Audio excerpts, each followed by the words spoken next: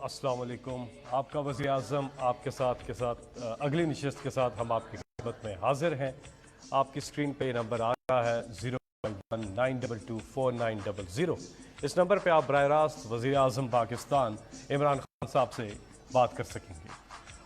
सबसे पहले अल्लाह ताला ने कुरान पाक में इरशाद फरमाया कि अल्लाह ताला और उसके फरिश्ते नबी अकरम सल्लल्लाहु अलैहि वसल्लम पर दरूद और सलाम भेजते हैं। इसलिए ए ईमान वालों, तुम भी आप सल्लल्लाहु अलैहि वसल्लम पर दरूद भेजा करो।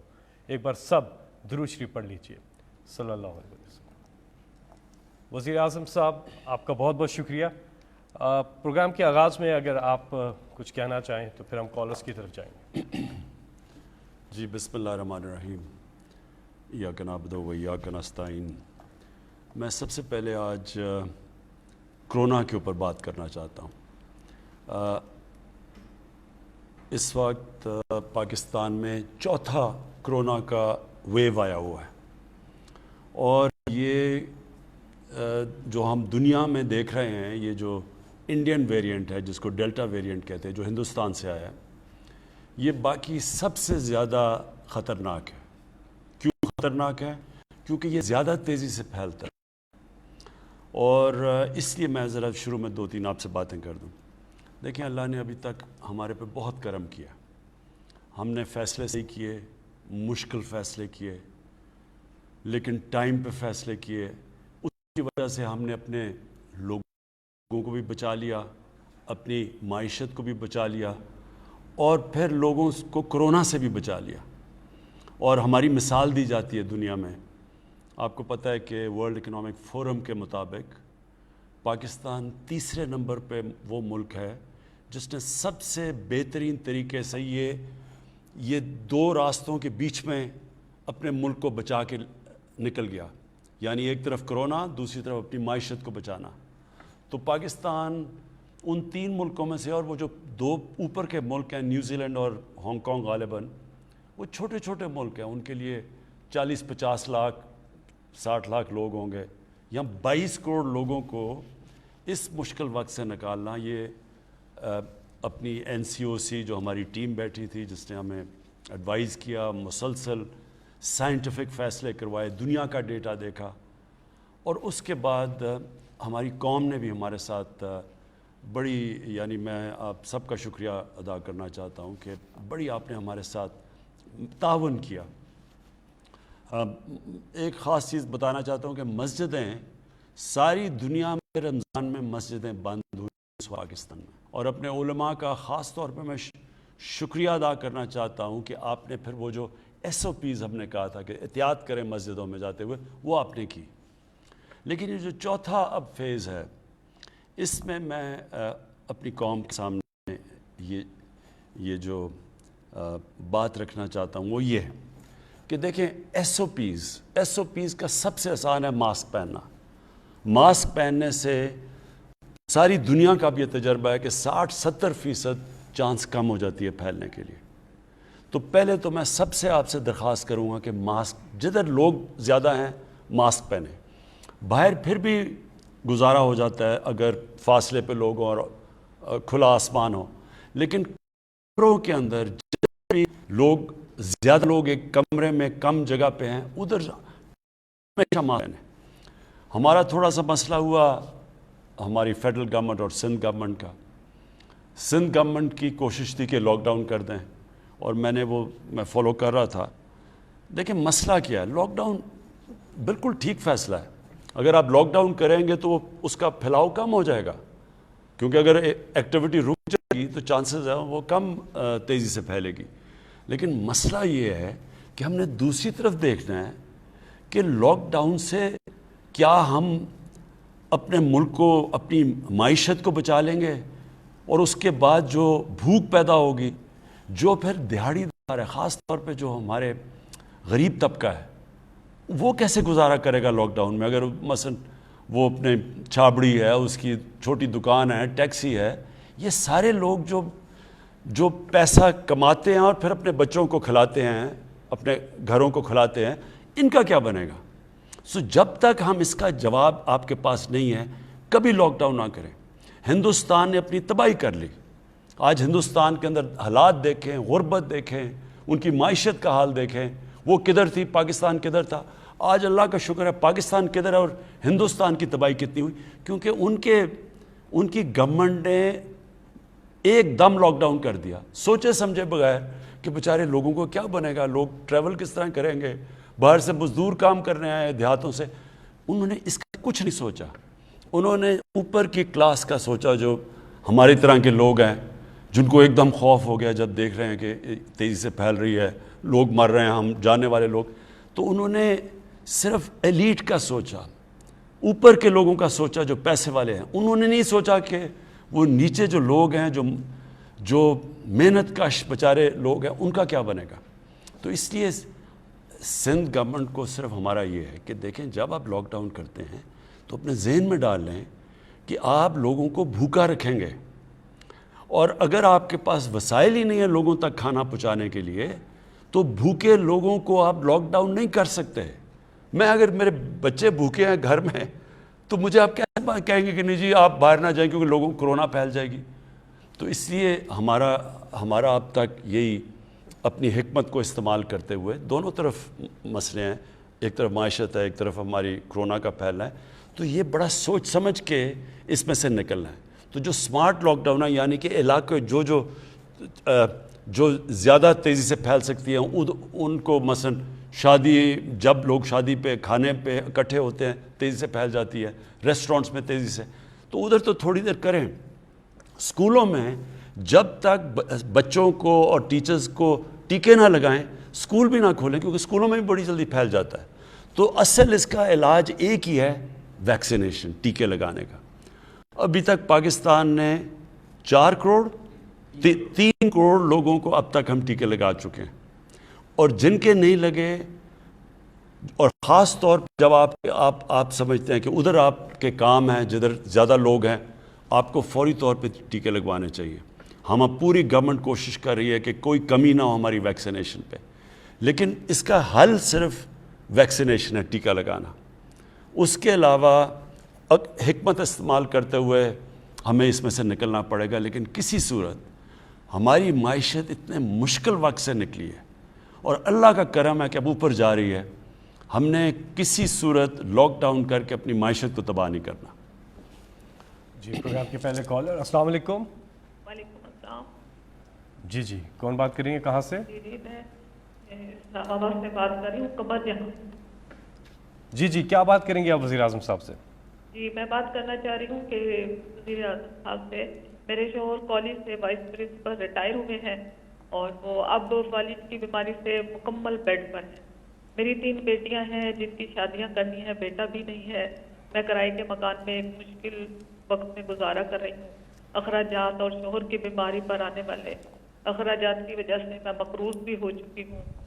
تو آج سے 10 سال پہلے ہم نے 60 لاکھ روپے مضاربہ کاروبار میں لگایا تھا. وہ بندہ پیسے لے کے بھاگ گیا، پھر نیب نے اس کو پکڑ لیا. 10 سال ہو گئے ہیں، کیس نیب میں ہی ہے. نیب نے ریکوری کے لیے ہمیں کہا تھا کہ ریکوری ہو رہی ہے، لیکن ہمیں تو کوئی ایسی اطلاع بھی نہیں ملی اور نہ ہی ہمیں کوئی پیسہ ملا ہے. تو اس طرح کرتے ہیں کہ اگر آپ ان کو کانٹیکٹ کر کے ان سے پوچھ لیں گے تو ہم پھر پوری کوشش کرتے ہیں کہ آپ کا جو کیس ہے اس کو ہم تیزی سے سالو کریں. جی اگلے کالر ہمارے ساتھ 92249000، یہ نمبر آپ کی اسکرین پہ بھی آ رہا ہے، آپ اس پہ کال کر سکتے ہیں. 10 لائنز ہیں اس نمبر پر، اور ہماری کوشش ہوگی کہ زیادہ سے زیادہ کالرز کو ہم پروگرام کے اندر شامل کر سکیں. السلام علیکم. جی السلام علیکم. جی وعلیکم السلام. جی کون صاحب کہاں سے اور کیا بات کریں گے وزیر اعظم صاحب سے؟ میں سعید بہادر علی سالک تمغہ امتیاز بول رہا ہوں. جی بی کے علاقہ گلشن کبیر سیاچن کے دامن سے بول رہا ہوں. جی میں بڑا خوش قسمت آدمی ہوں کہ اپنے ملک کے پہلے اب تک کے ایسے آؤٹ اسٹینڈنگ ویژنری شفاف پہلوس مخلص اور دلیر وزیر اعظم سے بات کرنے کا شرف حاصل کر رہا ہوں. میں سب سے پہلے وزیر اعظم صاحب کا شکریہ ادا کرتا ہوں جنہوں نے بڑی فراخ دلی کے ساتھ 270 ارب روپے کا خصوصی پیکیج دیا جی بی کو، جس میں ہمارے وزیر اعلیٰ کا بھی ہاتھ ہے، ان کی کوششیں ہیں. میں بلتستان کے حوالے سے، گلگت بلتستان کے حوالے سے 3 اہم مسائل کی طرف نشاندہی کرنا چاہتا ہوں. امید ہے کہ ہمارے وزیر اعظم ان پر خصوصی توجہ فرمائیں گے. پہلا مسئلہ یہ ہے کہ گلگت بلتستان بہت پسماندہ اور زور افتادہ علاقہ ہے، اور بھٹو مرحوم کی حکومت میں سبسڈی گندم پر دی گئی تھی. اس وقت کی آبادی اور آپ کی آبادی میں بڑا فرق ہے، آج دگنے سے بھی زیادہ بڑھ چکا ہے. اس میں خاطر خواہ اضافے کی ضرورت ہے. دوسرا مسئلہ یہ ہے کہ وزیر اعظم جناب عمران خان کے ویژن کے مطابق ان علاقوں میں سیاحت کی ترقی پر خصوصی توجہ دی جا رہی ہے. پہلی مرتبہ ملک کے تمام شہروں سے پروازیں آ رہی ہے، بیرونی پروازیں بھی شروع ہونے والی ہے، اور بائی روڈ بھی لوگ سیاح بہت سے ان علاقوں کی طرف آ رہے ہیں. لیکن سہولتوں کا فقدان ہے، افراتفری کا عالم ہے، پیٹرولیم کی شارٹیج ہے، اور بجلی اور نیٹ کا نظام صحیح نہیں ہے. تو ان چیزوں کو ریگولرائز کرنے کی ضرورت ہے. چھوٹی سی انتظامیہ ان پہ قابو پانا ان کے لیے بہت مشکل ہے. جی بہت بہت شکریہ. گزارش یہ ہے کالر سے کہ اپنی بات کو مختصر رکھیے تاکہ زیادہ سے زیادہ لوگوں کو موقع مل سکے کہ وزیر اعظم صاحب سے وہ بات کر سکیں. ہم اگلے کالر کی جانب جائیں گے. جی السلام علیکم. جی السلام علیکم. جی وعلیکم السلام. جی کون صاحب کہاں سے بات کر رہے ہیں؟ جی میں کاشف جوید بات کر رہا ہوں گجرانوالہ سے. جی کیا بات کریں گے جی وزیر اعظم صاحب سے آپ؟ جی سر میرے وزیر اعظم بات سن رہے ہیں؟ جی السلام علیکم. جی وعلیکم السلام. جی میں مسیح مذہب سے میرا تعلق ہے، اور ہر محکمے میں ہمارا 5% کوٹا آتا ہے جو کہ ایک عرصہ دراز سے ہمیں نہیں دیا جا رہا. اور میری آپ سے درخواست ہے کہ آپ کے دورے حکومت سے ہمیں بہت سی امید ہے، اور ہم میرٹ کے باوجود بھی ہمیں یہ سیٹیں نہیں دیتے. پوری اقلیت کا یہی مسئلہ ہے. تو میری آپ سے درخواست ہے کہ آپ ہمارے جو حقوق ہے وہ ہمیں دیں. اور سٹیزن پورٹل کے علاوہ میں نے 30 سے زیادہ محکموں میں درخواست دی ہے، لیکن ہمیں انصاف نہیں ملا. تو مجھے آپ سے بہت امید ہے. اوکے یہ میں آپ کا نوٹ کر لوں. بالکل آپ ٹھیک کہتے ہیں کہ آپ کو اس کا کوٹا ملنا چاہیے. میں یہ اب ساروں کو ڈائریکشن دوں گا، کیونکہ اصل میں یہ صوبوں کے پاس ہے سب کچھ. سینٹر تو ہمارا فیڈرل گورنمنٹ تو چھوٹی سی ہے، اصل میں تو صوبوں کے پاس نوکریاں ساری. تو میں سارے صوبوں کو انسٹرکشنز دوں گا کہ جو آپ کا کوٹا ہے وہ ان کو آپ سب کو ملے. جی اگلے کالر ہمارے ساتھ. السلام علیکم. وعلیکم السلام. فیصل صاحب میں حبیب اکرم عرض کر رہا ہوں. میں دنیا ٹی وی میں کام کرتا ہوں اور وزیر اعظم صاحب کو بھی میں سلام پیش کرتا ہوں. دراصل آج میں نے یہ کال اس لیے بلائی تھی کہ میں دیکھ سکوں کہ کیا واقعی لائیو کالرز ہیں، لائیو کالرز اس میں آ رہے ہیں، لائیو کالز آ رہی ہیں. کہیں فیصل جاوید صاحب کہیں آپ تو ادھر ادھر سے کالز نہیں کروا رہے، یا وزیر اعظم سے براہ راست ہی لوگ بات کر رہے ہیں. تو لہٰذا میں نے بھی سوچا کہ میں آج اپنی خبر لاؤں گا کہ اگر میری کال نہ ملی تو پھر میں پروگرام میں بیٹھ کے کہوں گا کہ جناب دیکھیے کالز تو ملتی نہیں ہیں، لیکن میری کال مل گئی اور میری خبر رہ گئی.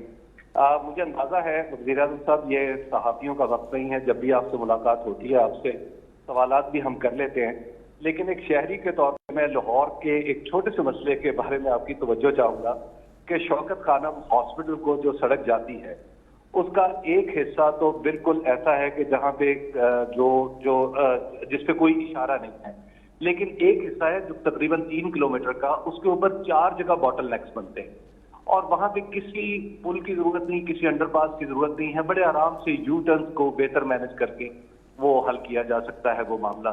تو میرا خیال ہے کہ وزیر اعظم صاحب اگر آپ اس طرف توجہ کر دیں یا پنجاب حکومت کو انسٹرکشن دے دیں تو وہ ہو جائے گا. لیکن بہرحال وزیر اعظم صاحب مجھے یقین آ گیا کہ آپ براہ راست لوگوں سے بات کر رہے ہیں. جی حبیب میں آپ کو ایک چیز واضح کر دوں. دیکھیں کون سے سربراہ ملک کے آزاد میڈیا سے ڈرتے ہیں؟ وہ کون سے ایسے سربراہ ہوتے ہیں؟ یا انہوں نے قانون توڑنا ہوتا ہے، یا انہوں نے ملک کی جو رول آف لا ہوتا ہے، یعنی جو بجائے قانون کی بالادستی طاقت کی بالادستی کرنی ہوتی ہے، تو وہ ہمیشہ گھبراتے ہیں کیونکہ وہ ناجائز کام کر رہے ہوتے ہیں، اور یا پھر جو کرپٹ ہوتے ہیں. اب میں نے اگر چوری کی ہو، میں نے لنڈن میں میرے اپارٹمنٹس ہوں جو چوری سے میں نے بنایا، تو مجھے سارا وقت آزاد میڈیا سے ڈر لگے گا. میں آپ کو یہ واضح کر دوں کہ آزاد میڈیا جو آزادی رائے ہے یہ ایک ملک کے لیے ایک بہت بڑی نعمت ہے، کیونکہ یہ ہماری طرح کے لوگوں کو سارا وقت آگے کرتے ہیں۔ اب آپ نے بتایا نا یہ کہ جی وہاں 4 جگہ لوگ رکتے ہیں جوہر ٹاؤن جاتے ہوئے، وہ جو دوسری سڑک ہے، تو وہ یہی میڈیا کا کام ہوتا ہے، واچ ڈاگ ہوتا ہے میڈیا۔ مجھے صرف میڈیا سے اختلاف تب ہوتا ہے جب فیک نیوز بنائی جاتی ہے، پروپیگنڈا کیا جاتا ہے گورنمنٹ کو۔ مثلا یہ جو EU کی جو ڈس انفارمیشن لیب میں چیزیں سامنے آئی ہیں کہ ہندوستان نے فیک اکاؤنٹس بنائے ہوئے ہیں اور ان کو فیڈ کر رہے ہیں پاکستان سے صحافی، جو پاکستان فوج اور پاکستان کے پرائم منسٹر کے خلاف پروپیگنڈا کر رہے ہیں۔ میرا صرف ادھر مسئلہ ہوتا ہے، آپ جو صحیح صحافت ہے، میں پھر سے کہتا ہوں، جو تنقید ہوتی ہے وہ ملک کے لیے بہت بڑی نعمت ہے۔ جی آپ کی کالز کا سلسلہ جاری ہے، 05192249000 یہ نمبر ہے۔ ہم یہ سمجھتے ہیں کہ بہت مشکل سے کال ملتی ہے، کیونکہ پورے پاکستان سے طول و عرض سے لوگ کوشش کر رہے ہوتے ہیں، اوورسیز سے بھی لوگ کوشش کر رہے ہوتے ہیں۔ ہم نے لائنز بڑھا دی ہیں، یہ ایک نمبر جو ہے اس پہ 10 لائنز اب ہو گئی ہیں، لیکن بہرحال آپ کوشش جاری رکھیں، انشاءاللہ کامیابی ملے گی۔ اگلے کالر، جی السلام علیکم۔ السلام علیکم جی کون صاحب کہاں سے بات کر رہے ہیں؟ میں محمد جہانگیر بول رہا ہوں دبئی سے۔ جی جی کیا بات کریں گے وزیر اعظم صاحب سے آپ؟ السلام علیکم سر۔ جی وعلیکم السلام۔ میں محمد جہانگیر اور غلام دین دبئی سے بول رہا ہوں سر۔ میں فارورڈ کوٹے کا رہنے والا ہوں۔ جی جی ہلو جی جی آ رہی ہے آواز؟ میں فارورڈ کوٹے کا رہنے والا ہوں سر۔ ٹھیک ہے جی۔ میرے ساتھ تھوڑا مطلب آ رہا ہے کہ میں ریٹائر فوجی ہوں۔ جی جی ہلو جی جی آپ میں ریٹائر آرمی ریٹائر ہوں۔ میں ادھر دبئی میں آ کے تھوڑا جاب لیا اور میری پینشن بند ہو گئی ہے، پہلے 30 مہینے بند کی رہی ہے، اور میں چھٹی کیا، جانے کے بعد وہ بحال کی انہوں نے، میرے کافی سارے پیسے لگے اس کے اوپر۔ تو میری آپ سے گزارش ہے کہ وہ ہم سے NOC مانگ رہے ہیں، تو NOC ہمارے پاس تو نہیں، ہم سفارتخانے سے کاغذات کے بھیجتے ہیں لیکن وہ ریجیکٹ کر دیتے ہیں۔ اچھا، آپ جب آپ کو کوئی کال کرے گا آپ اپنی پوری تفصیل دیں اور انشاءاللہ ہم آپ کی پینشن بحال کریں گے۔ جی ہمارے ساتھ اگلے کالر، جی السلام علیکم۔ جی السلام علیکم جی۔ السلام علیکم سر۔ وعلیکم السلام جی، کون سا بات کر رہے ہیں؟ ودار حمید اللہ بول رہا ہوں کوہاٹ سے۔ جی جی کیا سوال ہے جی آپ کا؟ سر میرا یہ ہے کہ میں فوجی ہوں، میں نے 34 سال آرمی میں نوکری کی ہے، تو 71 وار میں بھی حصہ لیا ہے۔ جب میں 34 سال کے بعد آیا تو میرا بڑا بھائی ہے، اس نے ہمارے سارے بھائی زمینوں پہ قبضہ کیا ہے، اور ابھی تک جو ہے نا اس نے اپنے پاس زمینیں رکھی ہیں، مجھے اپنا حصہ نہیں دے رہے۔ تو اس کے اوپر کوئی عدالت میں گئے ہیں، کوئی آپ کے پاس کوئی قانونی کارروائی کی ہے؟ سر 97 سے میں عدالت میں کر رہا ہوں۔ 97 سے عدالت؟ ہاں 97 سے کہہ رہے ہیں عدالت میں گیا ہوں۔ تو اس کی آپ کی ہم اس طرح کریں گے کہ آپ کی تفصیل لے لیں گے اور یہاں سے کوشش کریں گے کہ آپ کا کیس آگے بڑھے۔ جی کنٹرول روم میں آپ کا نمبر ہے، تو آپ سے وزیر اعظم آفس کی جو ٹیم ہے وہ رابطہ کرے گی۔ جی آپ ہم سے رابطہ کر رہے ہیں 05192249000 اس نمبر پہ، ساتھ ہی میں سوشل میڈیا پر بھی آپ اپنے سوالات پوسٹ کر رہے ہیں، اور انشاءاللہ اپنی جو اگلی ہماری یہ آپ کا وزیر اعظم پروگرام ہوگا اس میں پھر ہم بتائیں گے آپ کو کہ کیا مسئلے آئیں، جو آپ چیزیں بتا رہے ہیں یہ ہم اگلے پروگرام پہ آپ کو بتائیں گے کتنے حل ہوئے، اور اگر حل نہیں ہوئے تو اس کا مسئلہ کیا ہے۔ جی اس کے ساتھ ایک اور نمبر بھی آپ نوٹ فرما لیجئے، وہ ہے سٹیزن پورٹل کا۔ سٹیزن پورٹل پہ ایک تو ایپ ہے، وہ آپ اپنے موبائل فون پر ڈاؤن لوڈ کر سکتے ہیں، دوسرا ایک ٹیلی فون نمبر بھی ہے جس پہ آپ رابطہ کر کے اپنی شکایت وہاں پر بھی درج کروا سکتے ہیں، اور وہ نمبر ہے 05190000111 90000111 یہ نمبر ہے۔ جی اگلے کالر، السلام علیکم۔ جی وعلیکم السلام سر۔ جی جی کون صاحب کہاں سے بات کر رہے ہیں؟ وزیر اعظم صاحب سے بات کیجیے گا۔ جی سر محمد بخش راجن پور سے بات کر رہا ہوں. خان صاحب خیریت سے ہیں؟ ٹھیک ہیں سر. جی مہربانی، شکریہ. خان صاحب میری عرض ہے کہ میں وفاق کی زمین کاشت کرتا ہوں، ایک عام کاشتکار اور ان پڑھ انسان ہوں. میں نے ٹھیکے پہ لی ہوئی ہے، ہر سال میں اس کے پیسے بھی ادا کرتا ہوں سارا کچھ. حکومت کی 1920 میں ایک پالیسی بنائی گئی تھی، ہماری فصلوں کا نقصان ہوا تھا، اس میں امداد دی گئی تھی، مجھے شامل نہیں کیا گیا، جبکہ میں کما کے خود حکومت کو دیتا ہوں. اور دوسری بات یہ ہے خان صاحب کہ پنجاب گورنمنٹ جو سبسڈی دے رہی ہے وہ اثر رسوخ والے لوگوں کو مل رہی ہے ملی بھگت کے ساتھ. میں نے سیکٹری لاہور تک اپنے زور لگائے ہیں، درخواستیں دی ہیں، فون بھی کیا ہے، کسی نے نہیں سنی. ہم کاشتکار ہیں، ہم 1 من بیچنے جاتے ہیں تو ہم سے 1 کلو اضافی لیا جاتا ہے. آن لائن پیمنٹ کی حکومت کوئی ٹیکس نہیں لیتی. کاشتکاروں کو جب کہ 600 روپے 1 لاکھ کے پیچھے ان کی آن لائن پیمنٹ آتی ہے، ٹیکس بھی لے لیتے ہیں.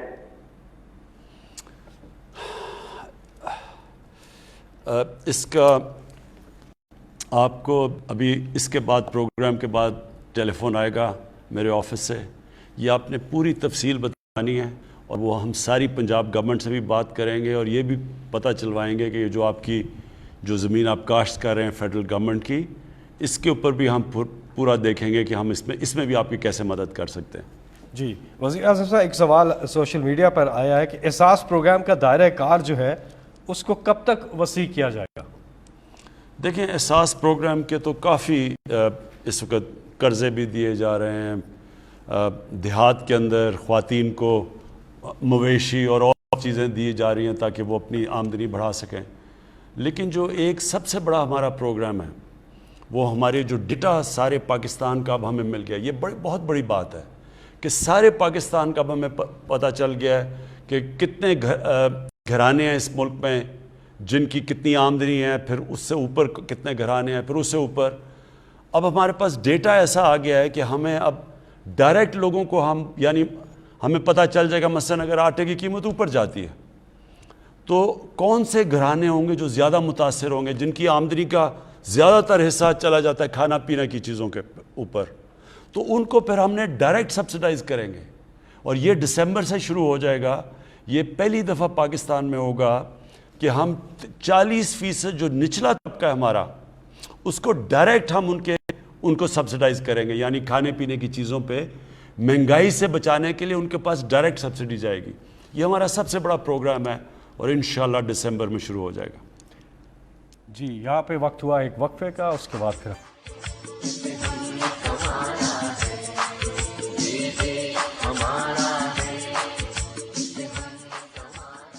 وزیر اعظم آپ کے ساتھ بریک کے بعد ایک بار پھر آپ کو خوش آمدید کہتے ہیں.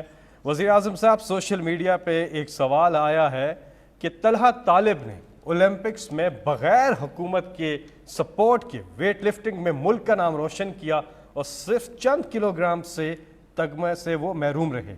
وزیر اعظم صاحب، 22 کروڑ کے ملک میں سپورٹس کا اتنا برا حال ہے. آپ ہمیشہ سے بات کرتے رہے ہیں ٹیلنٹ کی، لیکن یہاں پر سپورٹس کا زوال کیوں؟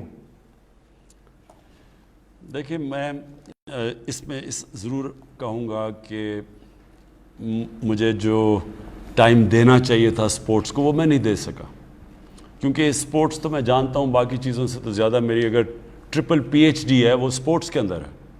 لیکن اتنے زیادہ اور ہمارے مسئلے مسائل شروع سے پہلے دن سے پڑ گئے کہ اور خاص طور پہ معیشت کا جو حالات ہے اور جو پھر اس کی وجہ سے جو لوگوں کو تکلیف تھی، مہنگائی تھی، تو اس ساری چیزوں کے اوپر اتنی زیادہ توجہ چلی گئی کہ جو سپورٹس کے اوپر مجھے ٹائم دینا چاہیے تھا وہ میں نہیں دے سکا. دیکھیں میں نے پاکستان کی سپورٹس کو دیکھا، ہم جب چھوٹے تھے جیسے ہاکی میں پاکستان کدھر تھا، پھر کرکٹ میں تو ہمارے دور میں دیکھتے دیکھتے پاکستان نیچے سے آ کے ورلڈ کپ جیت گیا اور دنیا کی ٹاپ ٹیم بن گئی. اور اسکواش کے اندر ہمارے پاس 2 جائنٹس تھے، جان شیر اور جہانگیر خان، جنہوں نے 10 سال دنیا کی اسکواش کو ڈومینیٹ کیا. تو ہم نے وہ دور دیکھا ہوا ہے اور پھر ڈکلائن دیکھی اس کی. اور بدقسمتی سے جو ہم نیچے آئے ہیں نا پاکستان میں، یہ جو 2 خاندانوں نے اس ملک کو تباہی کی ہے. ایک تو پیسہ لوٹنا ہے نا، ایک ادارے تباہ کیے. پیسے لوٹنے کے لیے آپ کو اداروں کو کمزور کرنا پڑتا ہے. مثلا اگر آپ کے ادارے ٹھیک ہوں، میں پیسہ کیسے بناؤں گا؟ میں ایف بی آر کو اپنا آدمی بٹھاؤں گا, میں اگر نیشنلائز بینکس کو لوٹنا ہے تو ادھر اپنے پریزیڈنٹس بٹھاؤں گا, ان کے ذریعے لونز لوں گا, معاف کرواؤں گا. تو سارے آہستہ آہستہ جو ادارے نیب, اب نیب کب سے فنکشن کر رہی ہے؟ پہلی دفعہ ہے کہ بڑے بڑے ناموں کو نیب نے پکڑا. پہلے تو چھوٹے چھوٹے لوگوں کو پکڑتی تھی, تو نیب کے ہوتے ہوئے کرپشن بڑھتی جا رہی تھی. اب شور جو مچا ہوا ہے وہی قانون ہے, وہی نیب ہے, وہی 20 سال سے قانون ہے. وہ تب تو 10 سالوں میں جب یہ تھے تو اس کو نہیں بدلا, کیونکہ انہوں نے اپنے آدمی بٹھا کے تو نیب کو بالکل اپنے فائدے کے لیے کیا ہوا تھا. بے شرمی سے اور بے دردی سے ملک کو لوٹا, کیونکہ پتہ تھا نیب میں اپنا آدمی بٹھایا ہوا ہے. اب اسی نیب کے ہوتے ہوئے ان کی چیخیں نکل گئی ہیں سب کی. اسی طرح جس طرح نیب کا ادارہ تباہ کیا, اسی طرح سارے ادارے تباہ ہوئے. سپورٹس کے اداروں کے اوپر اپنے لوگ بٹھا دیے, سفارشی بٹھا دیے. وہ سپورٹس دیکھتے دیکھتے ہماری آنکھوں کے سامنے کدھر سے کدھر پہنچ گئی. دیکھیں, سپورٹس ایک ایسی چیز ہے, یہ سمجھنے کی بات ہے کہ ہمارا دنیا سے مقابلہ ہو رہا تھا, ہم دنیا سے مقابلہ کر رہے ہوتے. اب دنیا کے اندر جدھر ان کے ادارے اچھے ہوتے ہیں وہ مسلسل اپنی سپورٹس کو اور کمپیٹیٹو کرتے جا رہے ہوتے ہیں, وہ نئی ٹیکنیک سوچ رہے ہوتے ہیں, وہ اپنے میرٹ کو اوپر لانے کے بہتر طریقے سوچ رہے ہوتے ہیں, وہ اپنی جو لیٹسٹ ٹریننگ ٹیکنیکس ہیں وہ لے کے آ رہے ہوتے ہیں, کیونکہ وہاں پروفیشنلز بیٹھے ہوتے ہیں اداروں کے اوپر. ہمارا مسئلہ کیا ہے کہ ہم وہ جہانگیر خان اور جانشیر خان 10-10 سال اسکواش کے ورلڈ چیمپئن بن گئے. کسی نے یہی نہیں سوچا کہ اسکواش کو ایک ادارہ بنایا جائے پاکستان میں, جدھر سارے ملک سے کمپٹیشن کریں اور ٹیلنٹ ان دو کے سر کے اوپر ہم نے سمجھا کہ جناب ہماری اسکواش بہت اچھی ہے.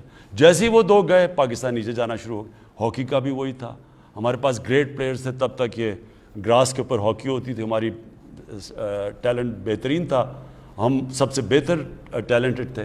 لیکن جیسے جیسے وہ ایسٹرو ٹرف کے اوپر آئے اور گیم چینج ہوئی, ہم ساتھ چینج نہیں ہوئے اور ہمارے پاس وہ پروفیشنلزم نہیں تھی. آج یہ بھی دن دیکھنا ہے کہ پاکستان کی ہاکی کوالیفائی نہ کرے اولمپکس کے لیے.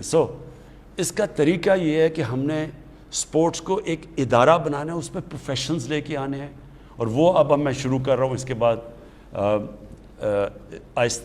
یہ اس آخری 2 سالوں میں اب پورا زور لگانے لگا ہوں سپورٹس کے اوپر بھی. سارے یہ جو ہاکی فیڈریشن ہے اس کے اوپر پورا ان کے حالات دیکھنے لگا ہوں. کرکٹ کا میں دیکھ ہی رہا ہوں, لیکن اتنا میں نے اب اس پہ بھی زور نہیں دیا, کرکٹ کے اوپر بھی زور لگانے لگا ہوں. لیکن آخر میں بات یہ, ایک نیوزی لینڈ ہے, میں آپ کو اب مثال دے رہا ہوں, 40 یا 50 لاکھ آبادی ہے.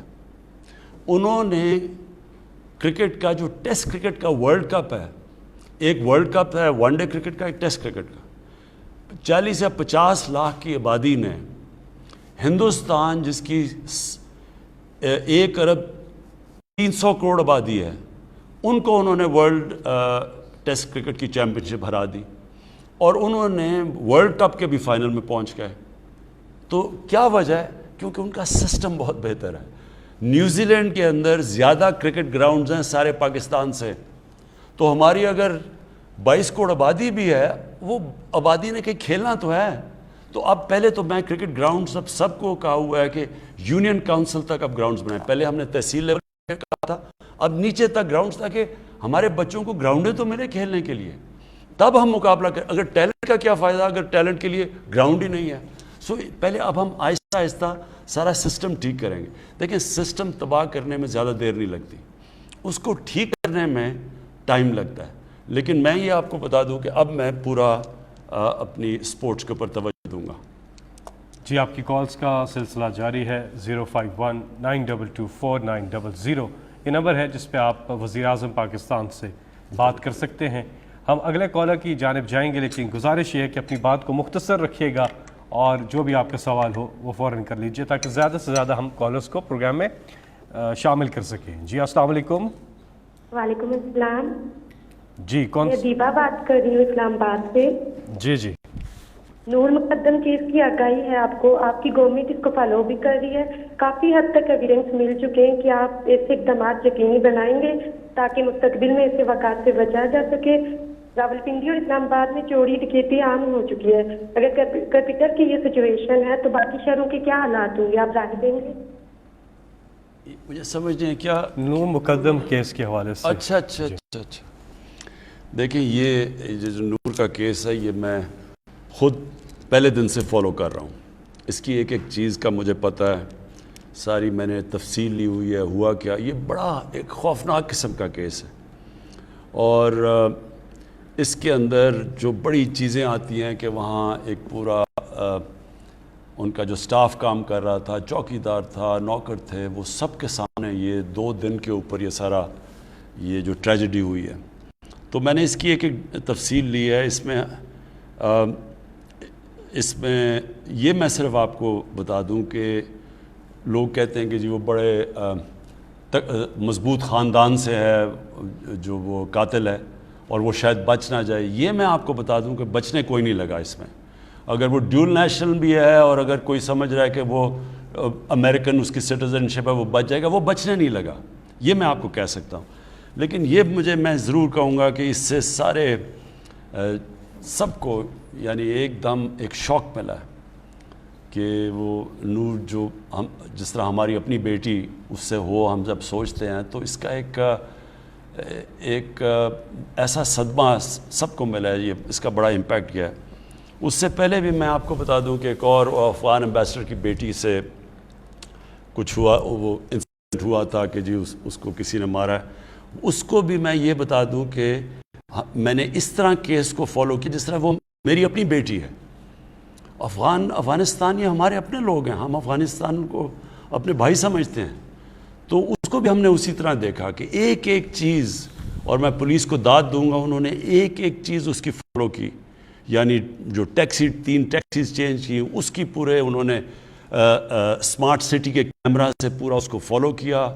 کدھر گئے ان کو ڈرائیوروں کو لوکیٹ کیا, ان کو انٹرویو کیا.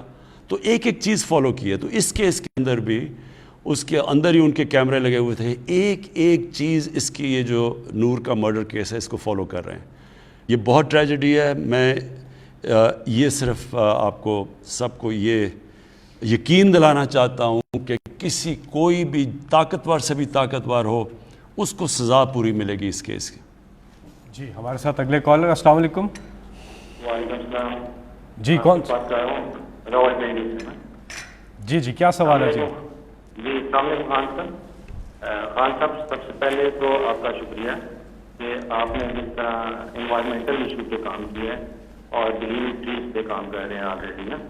اس کا سب سے بڑا فائدہ جو ہمارے لیے نظر آ رہا ہے وہ انشاءاللہ ہماری نیکسٹ جنریشن کو ہوگا. تو آپ فرسٹ لیڈر ہیں جو کہ اس بارے میں سوچ رہے ہیں نا, تو thank you very much for اس کے لیے نا. سر میرا سوال یہ ہے کہ آج کل ریزیڈینشیل ایریاز کے اندر کمرشل ایکٹیویٹیز بہت زیادہ ہو رہی ہیں.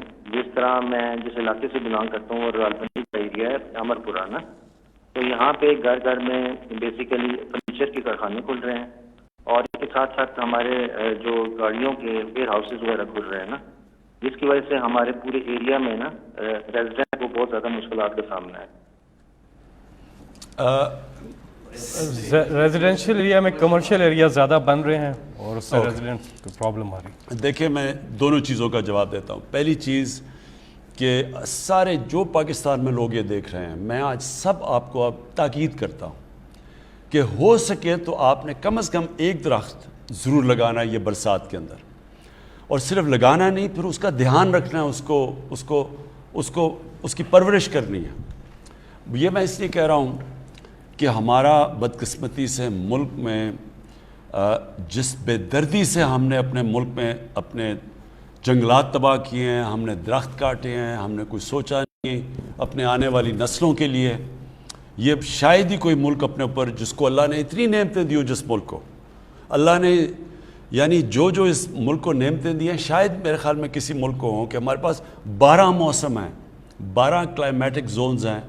ہم جو اوپر سے جب K2 سے جب ہم جاتے ہیں سمندر تک, تو ہر جگہ مختلف کلائمیٹس ہیں. اس میں ہم کچھ بھی اگا سکتے ہیں, ہم اپنے جنگلات بہتر کر سکتے تھے, ہم پانی کا بہتر استعمال کر سکتے تھے, ہم اپنے دریاؤں کو ان کا دھیان رکھ سکتے تھے, ہم اپنے شہروں کا. تو ہم نے یہ کچھ نہیں کیا کیونکہ لانگ ٹرم پلاننگ نہیں کسی کی. لوگ آتے ہیں, 5 سال کا الیکشن ہوا ہے, اچھا جی میں کیا الیکشن کے اندر میں کوئی اورنج ٹرین دکھا دوں, میں کوئی میٹرو دکھا دوں, اور 5 سال میں کمپلیٹ کر کے اس کے اوپر کروڑوں روپیہ خرچ کر کے کہ جی دیکھیں کتنا بڑا کارنامہ کیا. یہ کوئی کارنامہ نہیں ہے. آپ پیسے دیں آپ میٹرو لگا لیں, آپ پیسے دیں آپ ٹرین بنا. اصل کارنامہ ہے اپنے آنے والی نسلوں کی ابھی سے پرواہ کریں ہم, کہ ہمارے یہ جو بچے بڑے ہوں گے تو کیا ان کو پولوشن کس طرح کے شہر ملیں گے, کیا وہاں پانی ٹھیک ہوگا, شہروں میں پانی ملے گا, گندگی کدھر جائے گی. گندگی دریاؤں میں تو نہیں ہم پھینک رہے, ہم اپنا انڈر واٹر جو زمین کے نیچے پانی ہے اس کے اندر تو زہر نہیں ڈال رہے. تو یہ جب تک یہ صرف وہ سوچتے ہیں جو آگے کا سوچتے ہیں, جن کی لمبی آگے کہ وہ اپنا نہیں سوچتے, اپنے بچوں کا سوچتے ہیں. اس لیے جو ہمارا اس وقت پاکستان میں جو ہم 10 ارب درخت لگا رہے ہیں, یہ ہم اپنے بچوں کے لیے لگا رہے ہیں, اپنی نسلوں کے لیے, اپنے ملک کو, اور یہ اس اللہ کا شکر ادا کر رہے ہیں اس کی نعمت کا دھیان رکھتے ہوئے جو نعمت ہے پاکستان. تو میں سب کو کہوں گا درخت لگائیں, اس میں شرکت کریں پوری طرح. میں یہ 4-5 جگہ پہ یہ کیمپینز لانچ کروں گا انشاءاللہ اس برسات میں. دوسری چیز, ہمارے شہروں کے اندر مسئلہ بہت بڑا ہے, ہم نے ماسٹر پلان نہیں بنائے شہروں کے. جو بنے ہوئے تھے ماسٹر پلان وہ بھی سارے تباہ ہو چکے ہیں. اسلام آباد میں ذرا آپ اگر دیکھ رہے ہوں تو میں آپ کو بتاؤں کہ کس طرح ہم نے کیونکہ سوچا سمجھا نہیں تو ہوا کیا اس ملک کے ساتھ. اسلام آباد ایک واحد پلانڈ سٹی تھی پاکستان کی, جس میں پتہ تھا ہر علاقے کدھر ہیں, سڑکیں کدھر بنیں گی, گھر کدھر بنیں گے, کمرشل ایریاز کدھر ہیں. وہ ماسٹر پلان بنا ہوا تھا. وہ ماسٹر پلان کی اتنا دھجیاں اڑائی گئیں کہ آج آپ یہ دیکھیں کہ 1960 سے 2010 تک جتنی بھی اسلام آباد میں ڈیولپمنٹ ہوئی تھی, 2010 سے لے کے 2020 تک اتنی ڈیولپمنٹ 10 سالوں میں ہو گئی ہے.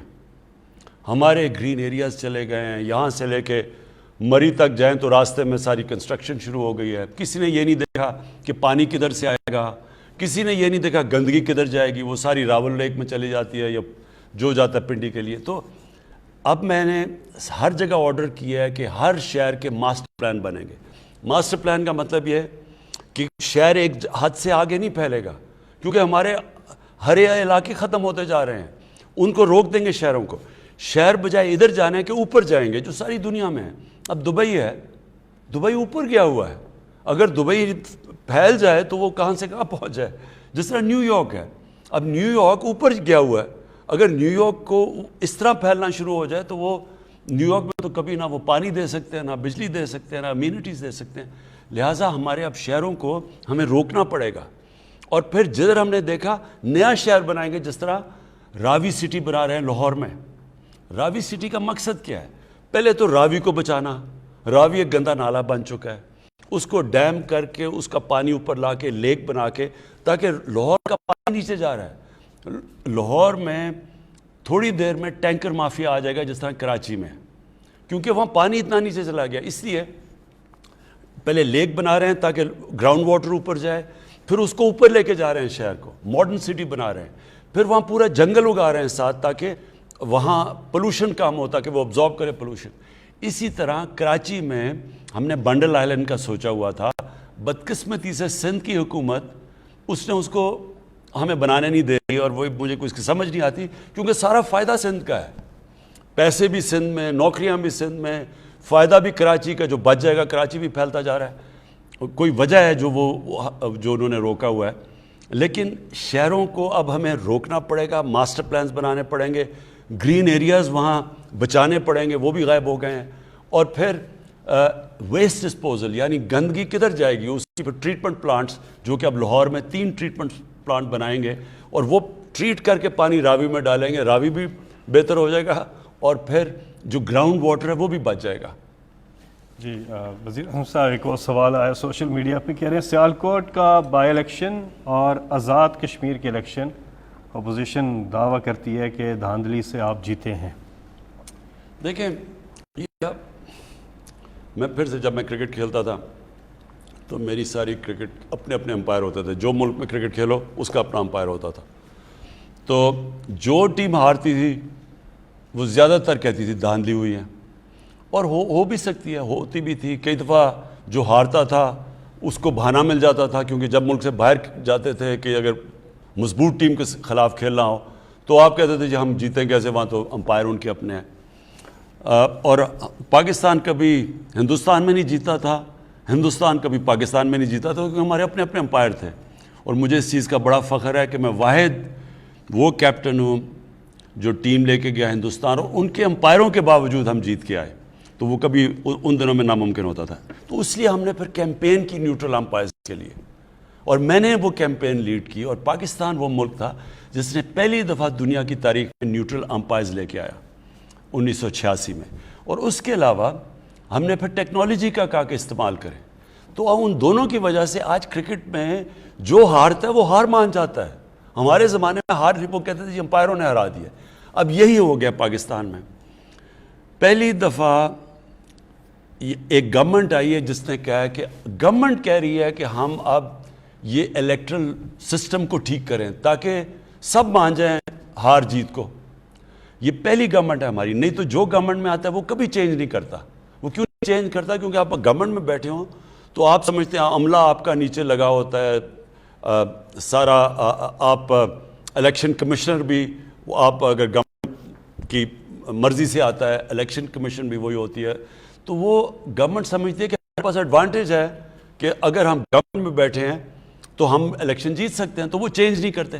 ہماری پہلی گورنمنٹ آئی ہے جس نے ہم نے پوری کوشش کر کے محنت کر کے دیکھا کہ کیسے ہمارا الیکٹرل سسٹم ٹھیک ہو سکتا ہے. اور ہم ایک نتیجے پہ آئے ہیں کہ ایک ہی طریقہ ہے کہ الیکٹرانک ووٹنگ مشینز ہم لے کے آئیں. اس سے ہوگا جتنے بھی ہمارے مسئلے سب ختم ہو جاتے ہیں. ہمارے مسئلے شروع ہوتے ہیں ووٹنگ کے بعد، اور جب تک رزلٹ آتا ہے اس کے بیچ میں سارے دھاندلی جو کہ بیگز کھل جاتے ہیں، وہ ڈبل سٹیمپ کر دیتے ہیں، وہ فارم 40 نہیں بھرتا، یعنی ساری چیزیں وہاں. اگر الیکٹرانک ووٹنگ مشینز آ جائیں تو جیسے الیکشن ختم ہوتا ہے رزلٹ آ جاتا ہے. تو اب اتنی محنت سے ہم نے کام کیا ہے. 1 سال سے ہم لگے ہوئے ہیں اپوزیشن کو کہنا کہ یہ ہمارا سسٹم ہے، ہمارے ساتھ مل کے ریفارمز کرو. 1 سال سے وہ ہمیں ٹائم ہی نہیں دے رہے. وہ کہتے ہیں ہم مانتے نہیں ہیں اور نہ خود کو تجویز دیتے ہیں نہ ہماری مانتے ہیں. اب آزاد کشمیر کا الیکشن، ان کے امپائرز، ان کی سٹنگ گورنمنٹ، یہاں تو کیئر ٹیکر گورنمنٹ کرتی ہے، سٹنگ گورنمنٹ نون لیگ کی نے الیکشن کروایا. سارا عملہ ان کا، پولیس انہوں نے وہاں لگائی ہوئی ساری جگہ. الیکشن کمیشن ان کی مرضی کی. پھر ہاں جو سینئر ممبر الیکشن کمیشن کا تھا وہ نون کے وزیر اعظم کا ہم زلف تھا. تو پھر دھاندلی کیسے ہو گئی؟ دھاندلی تو جب تک الیکشن کمیشن آپ کے ساتھ نہیں ملتی دھاندلی نہیں ہو سکتی. تو اور وہ پھر سیالکوٹ کا الیکشن ہو گیا. اب وہ بھی ہار گئے ہیں اور وہ ان کا گڑھ تھا. ہاں یہ فواد چودھری ریمائنڈ کر رہے ہیں کہ دھاندلی کے الزامات آزاد کشمیر میں کدھر سے لگائے گئے؟ وزیر اعظم نے بیٹھ کے وزیر اعظم ہاؤس سے لگائے ہیں. تو یہ ایسی بھی دھاندلی کبھی نہیں دیکھی تھی کہ وزیر اعظم بھی آپ کا، عملہ بھی آپ کا. تو وہ اس کا حل ایک ہے، الیکٹرانک ووٹنگ مشینز. اور اس کے اوپر ہم نے پورا زور لگا دیا ہے. ہم نے اس کے اوپر ہماری جو سائنس اور ٹیکنالوجی کی منسٹری انہوں نے ڈیولپ بھی کر دی ہے. ہم سارے میڈیا کو دکھا رہے ہیں. ہم بلکہ چاہتے ہیں کہ سارے جو میڈیا کے الیکشنز ہیں، جو بارز کی الیکشنز ہیں، سارے وہ الیکٹرانک ووٹنگ مشین سے کروائیں. اور انشاءاللہ یہ پھر یعنی آپ قوم سب سمجھ جائے گی کہ ایک ہی طریقہ ہے کہ یہ سارے مسئلے جو دھاندلی کے ہیں وہ ختم ہوئیں. جب امریکہ میں ڈونلڈ ٹرمپ نے کہا کہ دھاندلی ہوئی ہے، دھاندلی سے ہرایا گیا ہے، تو وہ کیوں نہیں ثابت کر سکا دھاندلی؟ کیونکہ وہاں الیکٹرانک ووٹنگ مشینز تھی. اس کے اوپر وہ ثابت ہی نہیں کر سکا کیونکہ جدھر بھی وہ گیا انہوں نے سارے رزلٹ دکھا دیے. اور وہی اس کا حال ہے پاکستان میں. جی اگلے کالر ہمارے ساتھ. السلام علیکم. جی ہیلو. السلام علیکم. وعلیکم السلام. جی کون سا بات کر رہے ہیں؟ نوید عزیز بات کر رہا ہوں ڈسٹرکٹ لسبلا سے. جی کیا سوال ہے جی آپ کا؟ سر ہمارا سوال یہ کہ ہمارے یہاں 1974 یا اس کے پہلے کی یہ جو بجلی کا سب سے بڑا مسئلہ ہے ہمارے پاس سر، لوڈ شیڈنگ تباہی ہے. اور جو ہمارے اب چونکہ سے آپ اگر بائی روڈ آئیں گے دیکھیں گے جو کھمبے کے لگے ہوئے نا سیمنٹ کے 73 یا 74 کے، وہ اس وقت تیز ہوائیں چلتی ہیں گر جاتے ہیں، انہیں کو ریپیئر کر دیتے ہیں یا کوئی اس طرح کر دیتے ہیں. مطلب کوئی حال نہیں ہے. تو میں چاہ رہا تھا یہ بس میرا سوال کیا بس ایک طرح سے ریکویسٹ ہماری سر تو اس سے کیا جائے سر. دیکھیے جی میں پہلے بجلی کا ان گرمیوں میں بڑی مشکلات کا لوگوں کو سامنا کرنا پڑا. لوڈ شیڈنگ بھی زیادہ تھی, گرمی شدید تھی, اور بلوچستان میں ایک اور مسئلہ آ گیا کیونکہ جو گوادر تک ہم ایران سے بجلی لیتے ہیں, ایران میں اتنی گرمی پڑی کہ ایران کی خود بجلی کی اتنی کنزمپشن ہوگی کہ ایران بھی ہمیں بجلی نہیں دے سکا کیونکہ وہاں ادھر شارٹیج ہوگی ایران کے اندر. تو ہمارا مسئلہ ذرا آپ نے سمجھنا ہے, ہم نے بجلی تو زیادہ بنا دی پاکستان میں, لیکن جو بجلی کو پہنچانے کے لیے جو ٹرانسمیشن لائنز ہیں وہ پرانی ہیں صاحب. اب مثلا پشاور ہے, جو خاص طور پر پشاور ویلی کے اندر, وہاں جو ٹرانسمیشن لائنز ہیں وہ اتنی پرانی ہیں کہ جب بجلی کا پریشر بڑھا تو جب ہم نے بجلی پہنچانے کی بھی کوشش کی وہ پہنچتی نہیں تھی کیونکہ وہ ٹرانسمیشن لائنز کیری نہیں کر سکتی تھی. تو اب اگلا ہے کہ پورا انویسٹمنٹ کر رہے ہیں ٹرانسمیشن لائنز کو ٹھیک کرنے, نہیں لانے کے لیے, تاکہ وہ بوجھ برداشت کر سکے. دوسرا ہمیں مسئلہ کیا آیا کہ یہ جو فنومینا ہے جس کو کہتے ہیں گلوبل وارمنگ, ہماری اس سے جو موسم کے اندر جو تبدیلیاں آئی ہیں اس میں ایک کیا ہوا کہ جو برفوں نے پگھلنا تھا جولائی کے شروع میں وہ پگھلی نہیں. تو جب برفیں نہیں پگھلی تو جو ہماری ڈیمز میں پانی آنا تھا وہ 35% کم پانی آیا, اور یہ ایران میں بھی یہی ہوا. تو جب ڈیمز میں 35% کم پانی آیا تو جو بجلی بنانی تھی ہائیڈرو یعنی پانی سے بجلی بنانی تھی اس میں کمی آ گئی. تو جو ہماری کیپیسٹی بھی تھی اس سے بھی کم بجلی بنی. لیکن جو بجلی اس باری جو ڈیمانڈ آئی ہے, پاکستان کی تاریخ کی سب سے زیادہ بجلی کی ڈیمانڈ اس باری آئی ہے, تقریباً 25,000 میگا واٹ بجلی. جی یہ ہمارا جو جون اور جولائی کا ہمارا مہینہ ہوتا ہے یہ ہمارا پیک سیزن ہوتا ہے, اور باقی سارے مہینوں میں تو ہماری اوسطاً ڈیمانڈ جو ہے وہ 16,000 میگا واٹ ہوتی ہے, اس میں وہ 22-23 پہ چلی جاتی ہے. اس سال وہ ڈیمانڈ ہماری 26,000 تک گئی ہے, اور وہ بجلی ہم نے سپلائی بھی کی, یہاں تک کہ ہماری جو ٹرانسمیشن کیپیسٹی ہے وہ 24,000 ہے, ہم نے 25,000 میگا واٹ بجلی جو ہے وہ سسٹم میں چھوڑی. تو ایک طرف تو ڈیمانڈ 20% بڑھی ہوئی تھی, دوسرا ہمارے ڈیمز کم تھے اس مرتبہ, تو ہمیں بجلی کی جو پروڈکشن ڈیم سے آ رہی تھی, اور ڈیمز ہماری 25% بجلی بناتے ہیں, وہ ہمیں کام آئی. لیکن ان شاء اللہ تعالیٰ اب یہ پچھلے 2 ہفتے سے تو ہم نے غیر اعلانیہ لوڈ شیڈنگ پورے پاکستان میں بالکل زیرو پہ ہم لے گئے ہیں, اور اگلے سال کے لیے ایک ہم نے مؤثر پلان بنایا ہے کہ اگلی گرمیاں آنے سے پہلے یہ جو ہمارے ٹرانسمیشن کے یعنی بجلی کی ترسیل کے باٹل نیکس ہمیں دیکھنے میں آئے ہیں, ان پہ ہم ان شاء اللہ تعالیٰ قابو پا چکے ہوئیں گے. اور الحمدللہ اب جس طرح ہماری انڈسٹری زیادہ ڈیمانڈ جنریٹ کر رہی ہے تو ہمارے پاس اس کو پیک سیزن میں بھی میٹ کرنے کے لیے ان شاء اللہ تعالیٰ ایک مؤثر نظام ہوئے گا. جی یہاں پہ وقت ہوا ایک وقفے کا, اس کے بعد پھر اس پروگرام میں آپ کی کالز کا سلسلہ جو ہے وہ جاری ہے. نمبر آپ کی اسکرین پر بھی آ رہا ہے 0519224900. ہمارے ساتھ اگلے کالر. السلام علیکم جی. وعلیکم السلام جی, کون صاحب بات کر رہے ہیں, کہاں سے؟ عارف محمود بٹ گجرانوالا سے. جی عارف صاحب, کیا سوال ہے جی؟ میرا سوال ہے جی, میں گجرانوالا میں 32 سال سے کرپشن کے خلاف جہاد کر رہا ہوں. خان صاحب کے ساتھ میں 22 سال سے اٹیچ ہوں جی. اور گجرانوالا کارپوریشن میں 2 سال جب سے یہ دوبارہ کارپوریشن بحال ہوئی تھی 2017 میں, جو میئر شپ آئے تھے انہوں نے جو کرپشن کی ہے, مجھے انہوں نے پہلے اپنی سیٹ سے اتار دیا. جب آپ کی دور واپس آیا, وہ چیئرمین واپس گیا تو مجھے لگایا گیا اور کہا گیا کہ آپ نے کرپشن پکڑنی ہے. میں نے کروڑوں روپے کی کرپشن پکڑی ہے کارپوریشن میں, جس کی مجھے صلہ یہ دیا گیا کہ مجھے پہلے کہا گیا کہ آپ یہ باز آ جائیں اس کام سے. گجرانوالا میں بہت زیادہ نون لیگ کا گڑھ ہے, لیکن میں اپنے حق و صداقت کے لیے اس قائم رہا.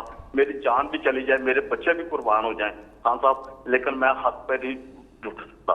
میں کسی رشوت والے کے ساتھ نہیں چل سکتا. وہ میں نے ثابت کی 13 کروڑ کی کرپشن ایک کبھی میں نے پکڑی تھی, انہوں نے فوراً مجھے ڈسمس کر دیا نوکری سے. حالانکہ میں نے فورم پہ ہائی کورٹ پہ بھی انہوں نے کہا کہ اس پر کوئی قصور نہیں ہے, لیکن اس کے ہائی کورٹ کے حکم کے باوجود مجھے جو گجرانوالا کے چیف افسر تک کرپٹ ترین امجد حسین ٹلو, جتنے بلڈنگ میں اپنا بلڈنگ پٹرول اور سب کام میں کروڑوں کی کرپشن کی ہے, اس نے مجھے ڈسمس کر دیا. یہ تو میں ابھی میرے آفس آپ کو کانٹیکٹ کریں گے اور ہم اس کو پوری طرح انویسٹیگیٹ کریں گے کہ آپ جو کہہ رہے ہیں اور کیا یہ واقعی سب کچھ ٹھیک ہے. پہلے ہم انویسٹیگیٹ کرتے ہیں اور پھر ایکشن لیں گے. لیکن میں آپ سب کے لیے جو میرے پاکستانی آپ یہ دیکھ رہے ہیں, یہ اپنے ذہن میں ڈال رہے ہیں کہ ایک کرپٹ معاشرہ ترقی نہیں کر سکتا. دنیا کے اندر میں یہ بار بار ایک چیز لوگوں کو سمجھاتا ہوں کہ دنیا میں جو خوشحال ملک ہے اس نے کرپشن کے اوپر قابو پائی ہے. وہاں قانون کی بالا حکمرانی ہے, طاقت کی حکمرانی نہیں ہے, قانون کی حکمرانی ہے. قانون کی حکمرانی ہوتی ہے تو کرپشن ختم ہوتی ہے. دیکھیں, ایک ہوتی ہے کرپشن چھوٹے لیول پہ. چھوٹے لیول کی کرپشن لوگوں کو تنگ تو کرتی ہے, ملکوں کو تباہ نہیں کرتی. ملک کو تباہ کرتی ہے جب پرائم منسٹر بیٹھ کے کرپشن شروع کرتا ہے اور میرے وزیر. جب ہم شروع کرتے ہیں نیچے تک, ہم کسی کو کرپشن سے نہیں روک سکتے. ہم بلکہ کیونکہ ہم جب کرپشن کرتے ہیں, ہم وہ کرپشن کے جو روکنے والے ادارے ہیں ان کو پہلے ہم کمزور کرتے ہیں, کیونکہ ہم نے چوری کرنی ہوتی ہے, وہ پھر باقی کو کسی کو بھی نہیں پکڑ سکتے. نتیجہ یہ ہوتا ہے کہ وہ سارا ملک کی تباہ ہو جاتا ہے. یہ ایک ضرور میں پھر دہراتا رہتا ہوں ایک چیز. ایک ہے پینل بنائی ہے یونائٹڈ نیشنز کے سیکرٹری جنرل نے, اس کو کہتے ہیں فیکٹ آئی پینل. اس پینل نے بڑی محنت کر کے ریسرچ کر کے وہ ایک نتیجے آئے ہیں سامنے, اور وہ آپ یہ سمجھ جائیں کہ جو ان کی فائنڈنگز ہیں وہ بتاتی ہیں کہ غریب ملک غریب کیوں ہیں. اس فائنڈنگ کے مطابق غریب ملک یا ڈیولپنگ ورلڈ سے ہر سال 1000 ارب ڈالر ادھر سے چوری کر کے منی لانڈرنگ ہو کے آف شور اکاؤنٹس میں اور بڑی بڑی لنڈن جیسی مے فیئر جیسی پراپرٹیز میں یہ غریب ملکوں سے پیسہ جاتا ہے وہاں امیر ملکوں میں. غریب ملک غریب ہوتے جا رہے ہیں, امیر ملک امیر ہوتے جا رہے ہیں.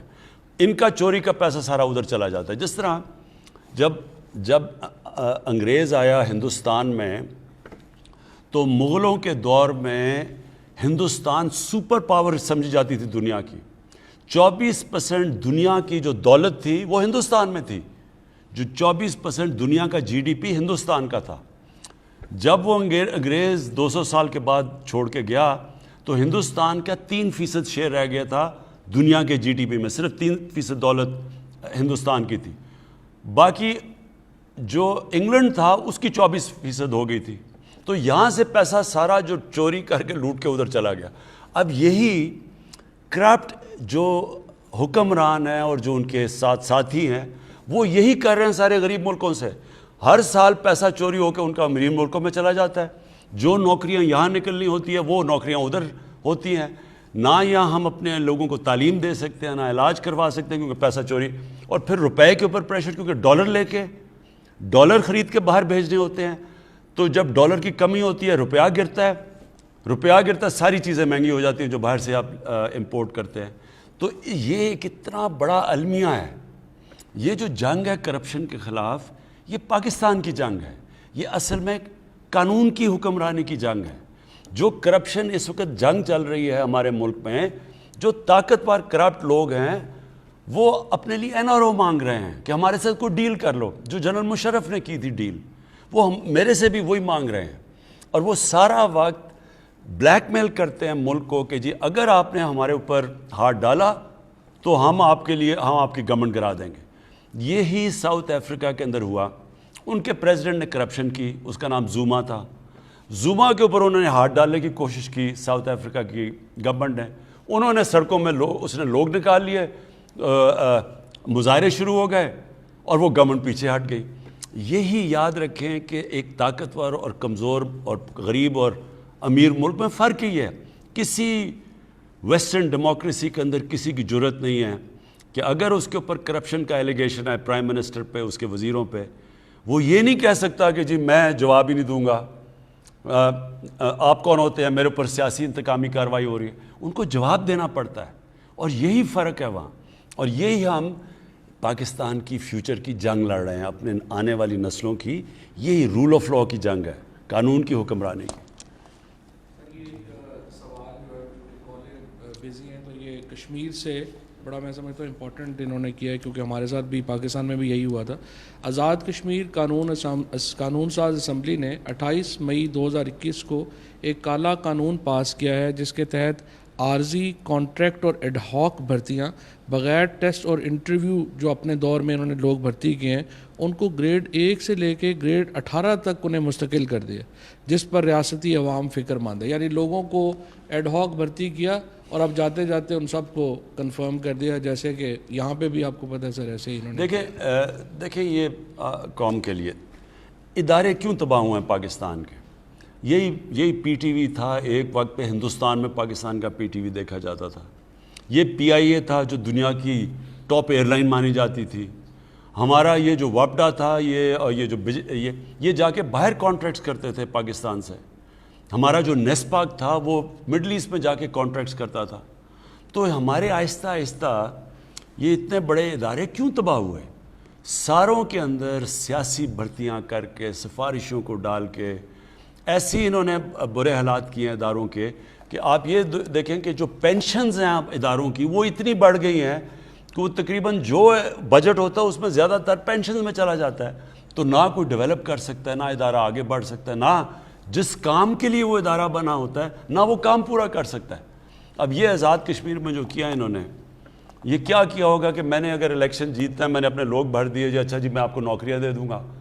मैंने अपनी इलेक्शन जीतने के लिए लोगों की भर्ती करवा दी, मुल्क को मैंने तबाह करवा दिया। यानी मुल्क को सारे ये जो इदारे थे, स्टील मिल की मैं आपको मिसाल देता हूँ। स्टील मिल 2008 में 8 अरब रुपया का नफ़ा था स्टील मिल में, जो पड़ा हुआ था स्टील मिल में।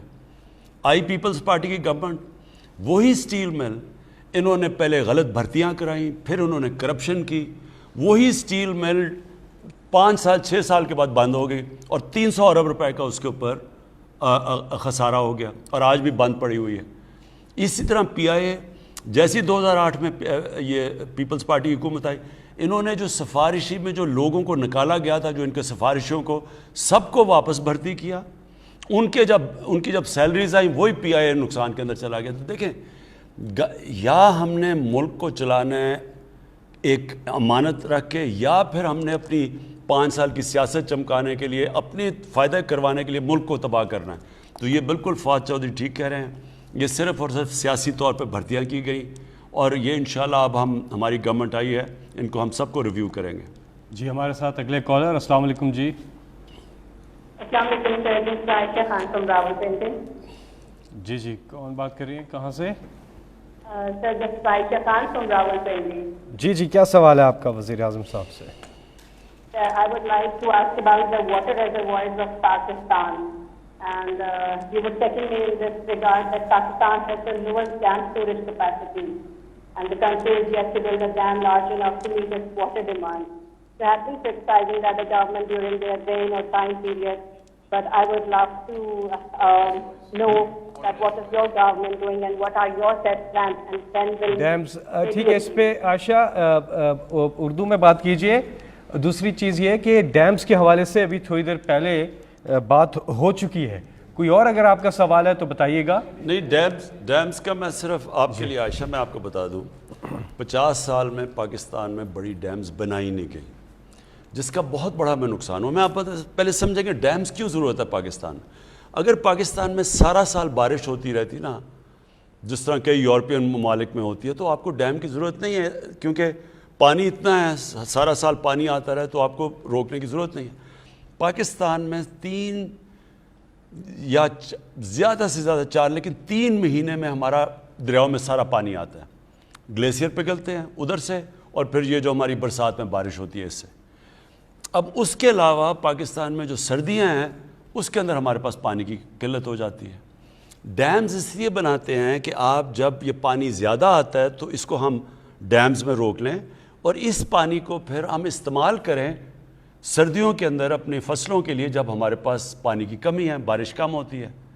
इसलिए जो मुल्क के अंदर इसी तरह की सीजनल पानी आता है दरियाओं में, जिस तरह चाइना है, तो वो सारों ने डैम्स बनाई हुई हैं। हमने 50 साल पहले 2 बड़ी डैम्स बनाई थी, उसके बाद हमने कोई डैम्स बनाई नहीं इस मुल्क में। चाइना ने जितनी हमारी 2 तरबेला और मंगला बड़ी डैम्स है, चाइना के पास 1000 بڑی ڈیمز ہیں. ٹوٹل ان کی ڈیمز 80,000 ہیں, لیکن 5,000 بڑی ڈیمز بنائی ہیں انہوں نے وہی پانی روکنے کے لیے. اور اس لیے ہی وہ 1.25 ارب لوگوں کو اناج دے سکتے ہیں. ان کے پاس کیپیسٹی ہے کیونکہ وہ پانی انہوں نے پانی اپنا بچا لیا ہے. اب ہم 10 نئی ڈیمز بنا رہے ہیں. 10 سالوں میں انشاءاللہ پاکستان میں 10 ڈیمز ہوں گی, جس میں 2 بڑی ڈیمز ہیں, باشا اور داسو ڈیم. اس سے جو پانی ہم بچائیں گے, آپ یہ سوچیں کہ جتنا ابھی ہمارے پاس پانی ہے اس سے دگنا پانی ہمارے پاس آ جائے گا. اور وہ ہمیں پانی کی اس لیے ضرورت ہے کہ ہماری آبادی تیزی سے بڑھ رہی ہے. پاکستان تو اناج دنیا کو بیچتا تھا, آج ہمیں گندم دنیا سے امپورٹ کرنی پڑتی ہے. پچھلی باری ہماری گندم کی پروڈکشن پاکستان کی تاریخ کی سب سے زیادہ ہوئی, ہماری چاول کی پروڈکشن پاکستان کی تاریخ میں سب سے زیادہ ہوئی, ہماری مکئی کی پاکستان میں سب سے زیادہ ہوئی. اس کے باوجود ہمیں امپورٹ کرنی پڑی ہے گندم. 40 لاکھ ٹن گندم ہم نے امپورٹ کیا ہے. اور جب باہر سے ہم چیزیں منگواتے ہیں ہمارا ڈالر بھی خرچ ہوتا ہے ہمارے وہ, اور باہر اگر مہنگی ہو تو وہ یہاں مہنگائی بھی ہو جاتی ہے. اس لیے اب ہمیں سوچنا پڑے گا کہ آگے ہماری بڑھتی ہوئی آبادی کو ہم نے کیسے ان کے لیے اناج پورا کرنا ہے. اس کے لیے ڈیمز بہت ضروری ہیں. اور یہ جو ڈیمز ہم جب 10 سالوں میں 10 ڈیمز بن رہی ہیں, ان سے فائدہ یہ ہوگا کہ جتنا ابھی ہمارے پاس پانی ہے انشاءاللہ اس سے دگنا پانی ہو جائے گا ہمارے کسانوں کے لیے. جی اگلے کالر سے ہم بات کریں گے. السلام علیکم. جی السلام علیکم. جی وعلیکم السلام. جی کون بات کر رہی ہیں؟ جی میں ہیرا طارق بات کر رہی ہوں اٹک سٹی سے. جی جی سر میں سعودی اقامہ ہولڈر ہوں. ہم پچھلے 1 سال سے پاکستان میں اسٹک ہیں due to suspension of flight. جو اونلی آپشن جو اویلیبل ہے ہمیں اس وقت وہ کوارنٹین کی ہے تھرو 3rd کنٹری, جو کہ ہائیلی ایکسپینسو ہے.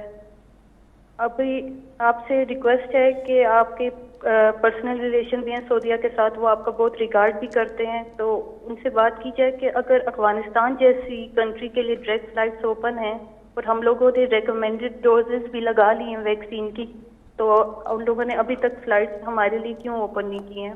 اب بچوں کے اسکولس بھی کھل گئے ہیں, آفیسز بھی کھل گئے ہیں, اور اب ہمارے لیے بہت پریشانی ہو رہی ہے, اور ہم جیسی بہت سی فیملیز یہاں اسٹک ہیں پاکستان میں. جی مجھے اس کا پوری طرح علم ہے.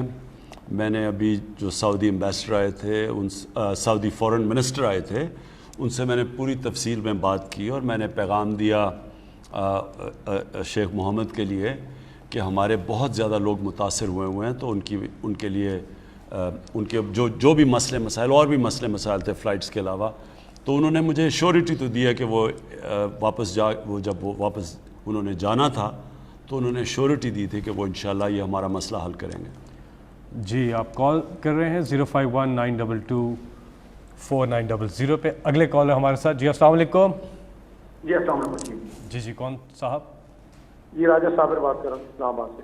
جی جی کیا سوال ہے آپ کا؟ جی وزیر اعظم صاحب سے. میرے پرائم منسٹر صاحب سے چھوٹے چھوٹے سے 2 عوامی نوید کے سوال ہیں. ایک تو حالیہ بجٹ میں گاڑی کی قیمت میں کمی کی گئی تھی, جس سے عوام کو ابھی تک کوئی فائدہ نہیں منتقل ہو سکا, کیونکہ خطے میں سب سے مہنگی گاڑی جو پاکستان میں فروخت کی جا رہی ہے, اور گاڑی کی روسیٹی بھی نہیں دے. اصل رقم دینے کے بعد بھی ابھی تک بھی آن پہ گاڑی مل رہی ہے, جبکہ اصل قیمت پہ نہیں مل رہی. اس پہ ذرا وزیر اعظم صاحب بتائیے گا. اور دوسرا سوال میرا یہ ہے کہ پاکستان سے بینک کے ذریعے علاج اور پڑھائی کے علاوہ کوئی رقم بیرون ملک میں منتقل نہیں ہو رہی. کوئی پراپرٹی یا کاروبار کرنا چاہتا ہے تو بینک تعاون نہیں کرتا, جس کے لیے لوگوں کو غلط راستہ استعمال کرنا پڑتا ہے. آپ خود کہتے ہیں جو جائز فائلر ہیں, جو ٹیکس پیئر ہیں, وہ کاروبار کر سکتے ہیں. اس بارے میں بھی اسٹیٹ بینک اور ایف بی آر کے چیئرمین سے ہدایت دی کیا ہے, تو جو جائز کام کرنا چاہتے ہیں ملک سے بعد اپنا کاروبار پیسہ انویسٹ کرنا چاہتے ہیں, اس پہ میرا تفصیل عوام آپ سے جاننا چاہتے ہیں. 2 سوال ہیں. ایک یہ کہ جو گاڑیوں کے اوپر ہم نے ٹیکسز نیچے کیے, ان کی قیمتیں نیچے آنی چاہیے تھیں. یہ میں فوری طور کے اوپر اس کو چیک کروں گا کہ انہوں نے کیوں نہیں گاڑیوں کی قیمت نیچے لے کے. دیکھیں ہم نے سوچا یہ کہ جو 1000 cc سے کم گاڑیاں ہیں ان کے اوپر ہم نے ٹیکس کم کر دیا, تاکہ وہ عام آدمی یعنی ہماری مڈل کلاسز استعمال کرتی ہیں, تاکہ ان کو سستی گاڑی پڑے. تو ایک تو ہم نے یہ کیا تھا, اور یہ میں اب چیک کروں گا. آپ نے کہا آن کا مسئلہ یہ ہوا تھا کہ ڈیمانڈ ایک دم ہماری گاڑیوں کی اتنی زیادہ بڑھ گئی, اور اس کی وجہ سے یہ جو اوپر یہ چارج کرتے ہیں. اس کے اوپر بھی میں ابھی چیک کروں گا کہ کیا وجہ ہے کہ ہم نے اس کے اوپر بھی ایک حماد اس کا جواب دیں گے.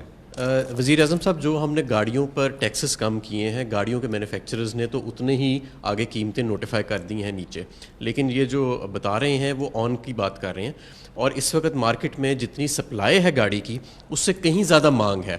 اور ایک یہ بلیک مارکیٹنگ کا ایک مینس ہے جو آیا ہوا ہے. اس میں بھی ہم نے پچھلے سال ایک قدم یہ اٹھایا تھا جس سے کچھ فرق بھی پڑا کہ اگر آپ 6 مہینے کے اندر ہی نئی گاڑی لے کے آگے بیچتے ہیں کسی اور کو تو آپ کو ایک ٹیکس دینا پڑتا ہے جو 1.5 لاکھ روپیہ. اس سے کچھ آن کی شرح میں کمی آئی ہے. لیکن اچھی خبر یہ ہے کہ بڑی تیزی کے ساتھ ہمارے کار مینوفیکچررز اس ڈیمانڈ کے نتیجے میں اپنی سپلائی بڑھا رہے ہیں.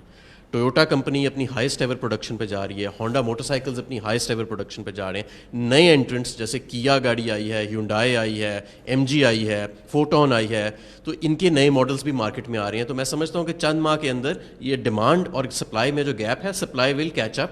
اور یہ ایک اچھی چیز ہے کہ ہمارے ملک میں ڈیمانڈ زیادہ ہے گاڑی کی. یہ شو کرتا ہے کہ اکنامک پراسپیرٹی آ رہی ہے اور لوگ جو ہے وہ گاڑیاں مانگ رہے ہیں. لیکن یہ بلیک مارکیٹنگ کی ایک ٹھیک چیز ہے جس پہ ہم کریک ڈاؤن کریں گے. اور دوسرا جو آپ کا سوال تھا اس کو مجھے پوری طرح سمجھ نہیں آئی. بینکنگ انہوں نے کیا قرضے بینک نہیں دیتے، آپ اسی کا جواب بتائیں. سر انہوں نے جو بات سمجھ میں آئی ہے وہ یہ کہا ہے کہ ملک سے اندر باہر جو رقوم بھجوانے کے لیے شاید ان کو کوئی دقت آ رہی ہے، جس پہ ہم ہر وقت کام کر رہے ہیں اسٹیٹ بینک کے ساتھ بھی اور ایف بی آر کے ساتھ بھی. اور دوسرا ایز آف ڈوئنگ بزنس کی انہوں نے بات کی، اس میں بھی آپ ہر مہینے میں ایک میٹنگ چیئر کر رہے ہیں اور ہماری انڈیکس میں ریکارڈ ایشیا میں سب سے زیادہ امپروومنٹ آئی ہے. اس میں بھی مزید انشاءاللہ بہتری آتی رہے گی. جی میں اس میں دونوں چیزوں کے میں صرف یہ کہہ دوں کہ یہ ضرور ہے کہ ہم آسانیاں پیدا کر رہے ہیں ہمارے اوورسیز پاکستانیز تب پاکستان میں، کیونکہ وہ ہمارا سب سے بڑا اثاثہ ہے. اوورسیز پاکستانی اصل میں ان کی ریمیٹنسز نے ہمارے ملک کو صحیح طرح بچایا. نہیں تو اتنا بڑا ہمیں کرنٹ اکاؤنٹ یعنی کہ ہمارا اتنا بڑا خسارہ چھوڑ کے چلے گئے تھے، $20 ارب کا خسارہ جو پاکستان کی تاریخ میں سب سے بڑا تھا. اور اصولاً تو ہم اتنے بڑے خسارے سے ہمارا دیوالیہ نکل جانا چاہیے تھا اور ہمارا روپے نے کریش کر جانا تھا بالکل ہی نیچے، یعنی مہنگائی آسمانوں پہ، کیونکہ روپے نے گر جانا تھا. اصل میں آج پھر سے اپنے بیرون ملک پاکستانیوں کو خاص طور پہ شکریہ ادا کرتا ہوں کہ انہوں نے پاکستان کی تاریخ میں سب سے زیادہ پیسہ بھیجا بینکنگ چینل سے جو ریمیٹنسز تھی. اب ہم ان کے لیے اور آسانیاں پیدا کرنا چاہتے ہیں. ہمارا جو روشن ڈیجیٹل اکاؤنٹ ہے اس کے اندر ہم اور ان کے لیے سہولتیں پیدا کرنا چاہتے ہیں تاکہ آسانی سے یہ اپنا پیسہ اندر بھی لے آئیں اور اگر باہر نکالنا چاہتے ہیں تو باہر بھی لے جائیں. تو اس میں جو پرانی چیزیں کئی جگہ ہمیں رکاوٹیں ہیں، ایک فیٹف کا پرابلم ہوا ہے، اس میں ذرا تھوڑی سی آتی ہیں رکاوٹیں. لیکن میں آپ کو یہ اشور کرتا ہوں کہ ہمارا پاکستان کے انٹرسٹ میں ہے کہ اوورسیز پاکستانی اس کے لیے آسانی پیدا کریں تاکہ وہ اپنا کوئی بھی پاکستان میں پیسہ بینکنگ کے تھرو لا سکیں. ان کے ایک کوشچن کا وزیر اعظم صاحب ایک پارٹ تھا کہ جو بینک سے قرضہ لیتے ہیں یا پیسے باہر بھیجتے ہیں تو لیگل مینز سے بھیجنے والوں کے لیے بڑی رکاوٹیں ہیں، جبکہ انلیگل مینز سے بھیجنے کے لیے آسانیاں ہیں کہ کوئی ناجائز طریقے سے بھیجتا ہے، بینکنگ چینل سے نہیں بھیجتا. وہ کہہ رہے ہیں یہ رکاوٹیں جو ہیں اسٹیٹ بینک کو چاہیے کہ وہ دور کریں. میں اس کا یہی میں آپ کو کہہ رہا تھا، ہماری کوشش تو یہی ہے. لیکن میں حماد کو کہوں گا ذرا اس کو جواب دیں. اس میں سر کیونکہ کچھ فیٹف کے کمپلائنس کے ایشوز تھے جو کبھی کبھی ایز آف ڈوئنگ بزنس یعنی کاروبار میں آسانی کے ساتھ کلیش کر جاتے ہیں. لیکن بہرحال وہ بھی ہماری ذمہ داری ہے اور ہم نے فیٹف کی کمپلائنس کو فی الحال جو تھی وہ کچھ ترجیح دی تھی. But at the same time State Bank of Pakistan جو ہے وہ نئی اسکیمز لا رہا ہے جہاں پہ پیسے کا اندر آنا اور جانا ڈیجیٹل مینس کے ذریعے جو ہے وہ آسان ہوئے گا. پہلے بھی کافی آسان ہوا ہے. ہماری ریمیٹنسز 23 ارب، ہم جب آئے تھے $21 ارب تھیں، اب $29 ارب کے قریب ہم نے کلوز کیا ہے. تو کچھ آسانی آئی ہے اور کچھ ہم کریک ڈاؤن انلیگل کے اوپر بھی ہم نے بڑا میسو اسکیل پہ شروع کیا ہوا ہے. جی اگلے کالر ہمارے ساتھ. السلام علیکم. جی جی وعلیکم السلام. جی کون صاحب کہاں سے بات کر رہے ہیں؟ جی کیا سوال ہے آپ کا وزیر اعظم صاحب سے؟ میں ڈائریکٹ خان صاحب سے بات کروں گا. السلام علیکم خان صاحب. جی وعلیکم السلام. سر میرا نام ولایت خان ہے، میں پاکستان سوسائٹی ڈنمارک کی طرف سے فون کر رہا ہوں. سر ہمارے کچھ مسائل ہیں، مثلا پی آئی اے آتی تھی नॉर्वे और डेनमार्क में अब आना बंद हो गई है, जिसकी वजह से हमारा पाकिस्तान के लिए सफर लंबा भी हो गया है, महंगा भी हो गया है। बुजुर्ग तो बिल्कुल अकेले सफर नहीं कर सकते और डेड बॉडी भेजना हो तो और भी मुश्किल है। सर इसके लिए कुछ करें। और उसके बाद ये बैंकिंग की आप बात कर रहे थे, हमें एक बैंक चाहिए। अब देखिए यहाँ के बैंक जो है ना हमारे बिजनेसमैन के लिए बड़ी मुश्किल पैदा कर रहे हैं, उनके अकाउंट बंद कर देते हैं। तो HBL वालों से बात की थी तो वो कह रहे थे कि उनकी गारंटी बढ़ जाएगी अगर वो यहाँ बैंक लेके आते हैं। सर किसी तरह से एक बैंक हमें दे दें ताकि हमारा स्कैंडिनेविया में और यूरोप में जो बिजनेसमैन है उसके लिए आसानी पैदा हो जाएगी।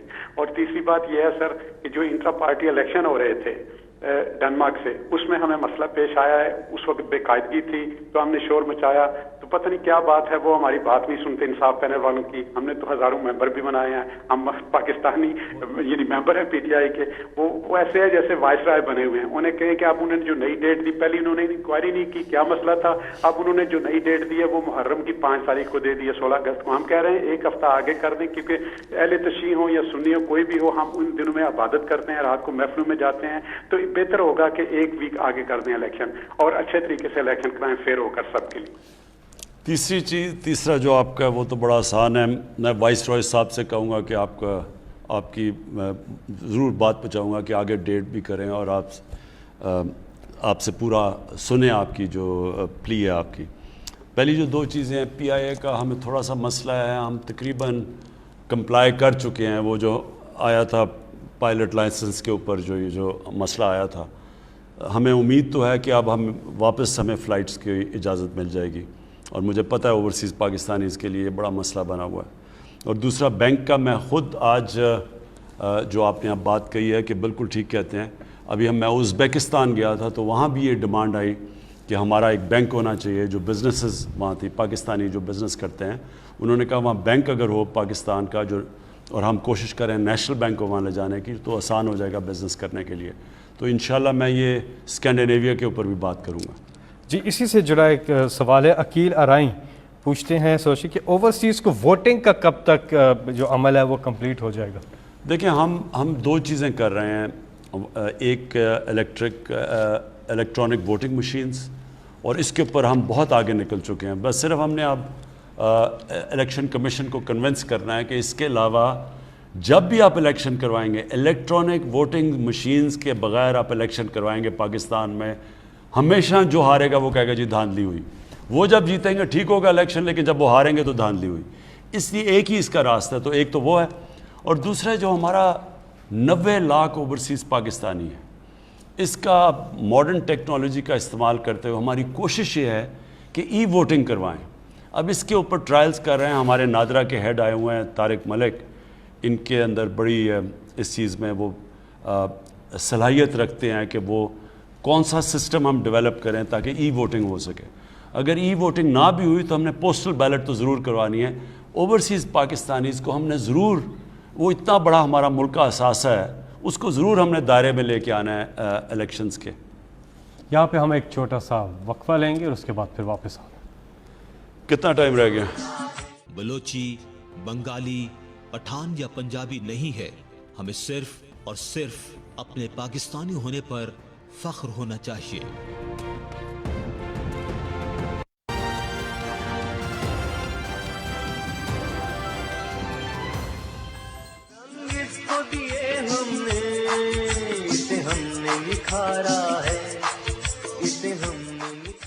एक बार फिर आपको खुशामदीद। वक्फे के बाद आपकी कॉल्स का सिलसिला जारी है। नंबर आपकी स्क्रीन पे आ रहा है 051-922-4900। हमारे साथ अगले कॉलर। जी अस्सलाम वालेकुम।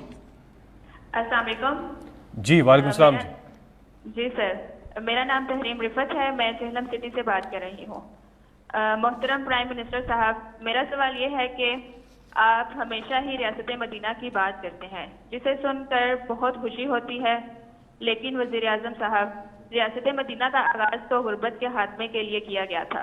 नबी करीम सल्लल्लाहु अलैहि वसल्लम ने गुर्बत के गरीब मुहाजिरीन को अमीर अंसारी का भाई बनाया, जिससे गरीब पे बोझ आने की बजाय अमीरों के वसाइल गरीबों में तकसीम हुए। लेकिन आज आपके 3 साल दौरे इक़्तिदार में महंगाई का जिन आपे से बाहर हो चुका है। बिजली और पेट्रोल की कीमतें इंतहा को छू रही हैं। अगर आप वाकई वतन अजीज पाकिस्तान को रियासत मदीना का मॉडल बनाने में मुखलिस हैं तो प्लीज़ हमें बताएं کہ آپ کی حکومت مہنگائی کے سامنے بے بس کیوں نظر آتی ہے؟ بہت شکریہ. اچھا جی، اب میں اینڈ پہ آ رہا ہوں تو اس لیے میں ضروری ہے کہ آپ ساروں کو اپنی جو ویژن ہے پاکستان کی وہ میں وہ بتاؤں کہ ویژن کیا ہے اور ہم کس طرح اس ویژن کی طرف جا رہے ہیں، تاکہ آپ کو یہ پتہ ہو نا قبلہ کون سا ہے ہمارا، ہم جا کدھر رہے ہیں. یعنی یہ جو ساری کوششیں کر رہے ہیں یہ کس منزل کی طرف ہے. دیکھیں، جب آپ نماز پڑھتے ہیں نا 5 وقت پہ، جب آپ اللہ سے صرف ایک ہی چیز نماز پڑھ کے مانگتے ہیں کہ اللہ ہمیں ان کے راستے پہ لگا جن کو تو نے نعمتیں بخشی ہیں، صرف ایک چیز مانگتے ہیں. یہ یاد رکھیں کہ وہ راستہ ہے، ہم منزل نہیں مانگ رہے، ہم اس راستے پہ چلتے ہیں، کیونکہ وہ راستہ، وہ منزل تو وہ اس پہ جو پہنچے ہیں وہ نبی صلی اللہ علیہ وسلم پہنچے ہیں، وہ تو ہم پہنچ نہیں سکتے. لیکن ہم اگر ان کے راستے پہ بھی چلے گئے تو یہ ملک بالکل ایک عظیم ملک بن جائے گا. یہ بنا تھا اسلامی فلاحی ریاست، یہ اس کا مقصد تھا پاکستان کا بننے کا. اب میں آپ کو بتاؤں کہ وہ راستے کے اندر کون سے اصول ہیں جن کے اوپر وہ مدینہ کی ریاست کھڑی ہوئی تھی، اور ان اصولوں کو ہم کتنا اپنا چکے ہیں. سب سے بڑا اصول یہ تھا کہ فلاحی ریاست بنی تھی غربت کم کرنے کے لیے، نچلے طبقے کو اوپر اٹھانے کے لیے بنی تھی پہلی دفعہ دنیا کی تاریخ میں. میں پہلے یہ بتاؤں گا تو پہلا یہ آبجیکٹو تھا. دوسرا، قانون کی بالادستی. 2 خلیفہ وقت، پہلے 4 میں سے 2 خلیفہ وقت عدالت میں گئے، جبکہ ان کا کیا کردار تھا، ان کا کیا سٹیٹس تھا، خلیفہ تھے. اس کے باوجود وہ عدالت میں جا کے کھڑے ہوئے صرف ایک چیز بتانے کے لیے کہ قانون کی حکمرانی ہے، طاقت کی حکمرانی نہیں ہے. تو دوسری چیز یہ کہ کتنی ہماری جد و جہد ادھر کدھر ہے، اس راستے پہ ہم نکلے ہیں یا نہیں نکلے. اور تیسری کہ جب لا الہ الا اللہ ایک انسان پڑھ لیتا ہے تو پھر کسی اور انسان یا کسی کے سامنے جھکنا شرک ہوتا ہے. لا الہ الا اللہ ایک انسان کو آزاد کر دیتا ہے، یہ بے شرمی سے، بے غیرتی سے، ہاتھ پھیلانے سے. ایک لا الہ الا اللہ ایک چھوٹے سے انسان کو بڑا انسان بنا دیتا ہے، ایک خوددار قوم. اور یہ 3 پرنسپلز پہ کھڑی ہوئی تھی مدینہ کی ریاست. جب ہمارے نبی صلی اللہ علیہ وسلم نے خط بھیجے پرشین ایمپرر کو، ایک سپر پاور، دوسری طرف رومن ایمپرر، بیزنٹائن ایمپرر ہرکلیس، اس کو جب خط بھیجا تو انہوں نے امداد مانگنے کے لیے نہیں بھیجا. انہوں نے یہ نہیں کہا ہمیں قرضے دے دو یا ہمیں ایڈ دے دو، ہمارے حالات بڑے برے، اور برے حالات تھے مسلمانوں کے. جو ابھی آپ نے سوال پوچھا، آپ نے ایک چیز 3 سال کی ابھی بات کی نا، آپ اگر تاریخ اٹھا کے پہلے 5 سال دیکھ لیں مدینہ کی ریاست کے تو برے حالات تھے مسلمانوں کے. وہ دنیا کے عظیم ترین لیڈر بھی تھے، لیکن ایک دم حالات ٹھیک نہیں ہوئے. وہ اس راستے پہ لگے جس کی وجہ سے حالات ٹھیک ہوئے. وہ راستہ جو انہوں نے دکھایا، جو اصولوں پہ کھڑی کی، ان اصولوں نے ایک جن کی کوئی حیثیت ہی نہیں تھی عربوں کی، ان کو دنیا کی امامت کروا دی. تو پہلے تو آپ کو سمجھنا ہے کہ کیا ہم ان اصولوں پہ چلنے کی کوشش کر رہے ہیں یا نہیں کر رہے. کیا اس ملک کے اندر ہم اپنے کمزور طبقے کے لیے وہ قدم اٹھا رہے ہیں؟ کبھی پاکستان میں کسی نے سوچا تھا کہ ہیلتھ کارڈ جن صوبوں میں ہماری حکومت ہے، پختونخوا، پنجاب، آزاد کشمیر میں اب، اور گلگت بلتستان، ان سارے صوبوں میں جدھر ہماری حکومت ہے وہاں پوری طرح ہم ہر شہری کو ہیلتھ کارڈ دے رہے ہیں، ہیلتھ انشورنس. یہ اتنی بڑی چینج ہے کہ کوئی سوچ، یہ ہمارے سے امیر ترین ملکوں کے اندر بھی یہ سہولت نہیں ہے. یعنی ایک خاندان کے پاس ہیلتھ انشورنس 10 لاکھ روپے تک اس خاندان میں اپنا علاج کروا سکتے ہیں. یہ ایک انقلاب ہے. یہ ابھی تک لوگوں کو پوری طرح پتہ نہیں چلا کہ یہ کتنا بڑا ہم نے قدم اٹھایا ہے. تو یہ اسی طرف جا رہے ہیں فلاحی ریاست پہ. پھر پناہ گاہ، ہم نے جو پناہ گاہ بنا رہے ہیں یہ غریب مزدوروں کے لیے، جو بیچارہ سارا دن محنت کرتا ہے، وہ ہم چاہتے ہیں کہ وہ اس کو کھانا پینا بھی وہاں ملے، سوئے بھی وہاں، نہائے دھوئے بھی وہاں، مزدوری کرے، اور جو مزدوری سے پیسہ اٹھائے اپنی بیوی بچوں کو بھیج سکے. یہ پناہ گاہ میں ابھی ہم اضافہ کر رہے ہیں. میں ابھی آپ کو بتا دوں کہ ہم نے ابھی تک کتنی پناہ گاہ بنا چکے ہیں آپ کے پاس. ہم اب تک 22 پناہ گاہ بنا چکے ہیں شہروں کے اندر, اور 11 اور بننے والی ہیں, اور انشاءاللہ یہ ہم پھر پھیلاتے جائیں گے جدھر جدھر مزدور کام کرتے ہیں ان کے لیے رہنے کے لیے. یہ میں سمجھتا ہوں کہ اگر ہمیں جانے تک, اگر ہم ابھی 33 ہماری بنیں گی, اگر ہم یہ سارے شہروں کے اندر جدھر مزدور کام کرتے ہیں وہاں اگر ہم پناہ گاہ بنا گئے, میں اس کو اپنی بہت بڑی اچیومنٹ سمجھوں گا. کیونکہ امیر ملکوں کے اندر بھی ایسا نہیں ہے, وہاں بھی اب امریکہ کے اندر بھی سڑکوں پہ رات کئی جگہ ان کے پاس چھت نہیں ہوتی, سوتے ہیں, جو سب سے دنیا کا امیر ملک ہے. میں یہ چاہتا ہوں کہ پاکستان میں کبھی نہ ہو کہ ہمارے لوگ, ہمارا مزدور بیچارہ سڑکوں پہ سوئے. تو اس کے لیے پناہ گاہ بنا رہے ہیں. پھر ہم ایک بھوکا نہ سوئے, ہم نے بسز شروع کی ہیں, اور ان کا ابھی تک ہمارے 12 بسز ہیں, یہ پھرتی ہیں. یہ 4 شہروں کے اندر ابھی ہم لے کے آئے ہیں. یہ ٹرک ہیں, کیونکہ ایکسپیریمنٹ ابھی کر رہے ہیں کہ پہلے ہم نے تھوڑے سے پناہ گاہ بنائے, ان کو پھر ہم نے بہتر کیا, ان کی سٹینڈرڈ, ان کے SOPs بنائے, اب ہم ان کو پھیلائیں گے. اسی طرح ہم نے پہلے ایکسپیریمنٹ کیا, ہماری بس جاتی ہے غریب علاقوں میں, لوگوں کو کھانا دیتی ہے. اب ہم یہ بسز بڑھاتے جائیں گے. ابھی ہمارے پاس 12 بسز ہیں. ہمارا ہے کہ اگلے 6 مہینے میں 50 ٹرک ہمارے جائیں غریب علاقوں کے اندر, اور انشاءاللہ اس کو مزید بڑھاتے جائیں گے. اچھا جی, اس کے علاوہ جو اب ہم کرنے جا رہے ہیں وہ ہے کامیاب پاکستان. اب یہ میرا سب سے بڑا پروگرام آنے والا ہے. کامیاب پاکستان کے اندر کیا ہوگا کہ جتنے 40% جو ہمارے خاندان ہیں جو نچلے طبقے میں ہیں, ان کے لیے ایک گھر کے اندر ایک کو ٹیکنیکل ایجوکیشن ملے گا, سارے گھر کو ہیلتھ کارڈ ملے گا تاکہ وہ ان کا علاج ہو جائے. ایک ہم ان کو مائکرو فائنانس سے اپنا گھر بنا کے ان کو قرضہ لے کے دے رہے ہیں. یہ مائکرو فائنانس کمپنیز ہیں, وہ کیا کریں گی کہ اگر میں اپنا گھر بنانا چاہوں تو ان کو پہلی دفعہ پاکستان کی تاریخ میں فائنانس ملے گا. مائکرو فائنانس سے قرضے دلوائیں گے تاکہ وہ جو قسطیں دیتے ہیں اپنے کسی کرائے کے گھر میں رہنے کے لیے, وہی قسطیں دے کے ان کو اپنا گھر ہو جائے. یہ پاکستان کے اندر پہلی دفعہ چیز ہوگی, اور ساتھ پھر ہیلتھ کارڈ ملے گا. یعنی 4 چیزیں دے رہے ہیں, قرضہ, اور قرضے ملیں گے سود کے بغیر. تو شہروں کے اندر قرضے دیں گے تاکہ وہ اپنی کوئی چھوٹی سی بزنس کر لے, دیہات کے اندر قرضے دیں گے تاکہ کسان اپنی مدد کر سکے سود کے بغیر. یہ ہمارا انشاءاللہ اسی مہینے لانچ ہونے لگا ہے ہمارا کامیاب پاکستان, اور انشاءاللہ یہ ایک بہت بڑا ہے. پھر قانون کی بالادستی. تو پہلے تو فلاحی ریاست کی طرف ہم انشاءاللہ ہمارا پورا زور ہے کہ ہم, اور پھر میں نے آپ کو پہلے بتا دیا کہ احساس کا پروگرام ہمارا شروع ہو رہا ہے دسمبر میں. 40% غریب خاندانوں کو جو چیزیں کھانے پینے کی چیزیں ہیں ان کے اوپر ڈائریکٹ سبسڈی دیں گے. ہمارے پاس پورا ڈیٹا ہو گیا. دوسری چیز قانون کی بالادستی. یہ ہماری سب سے بڑی اس وقت جہاد چل رہی ہے. جہاد یہ ہے کہ پاکستان میں طاقتور ایک قانون اور غریب کے لیے دوسرا قانون. یہ جو قانون طاقت کی بالادستی ہے, اس کو قانون کی بالادستی میں لے کے آنا چاہتے ہیں. یہ سب سے مشکل کام ہے. اس میں مجھے آپ سب کی ضرورت ہے, کیونکہ یہ وہی قبضے گروپ ہیں جو کہ طاقتور ہیں, غریبوں کی زمینوں پہ قبضہ کرتے ہیں. یہ وہ سیاستدان ہیں, چوری کر کے پیسہ باہر لے گئے ہیں, اور ان کو ہاتھ ڈالو تو کہتے ہیں کہ جی آپ کی گورنمنٹ گرا دیں گے. ان کے اوپر ہم نے پورا ہاتھ ڈالنا ہے, اور ایک لوگوں کو آزاد کرنا ہے, لوگوں کو قانون دے کے, انصاف دے کے آزاد کرنا ہے. یہ دوسرا ہے. اور تیسرا خودداری.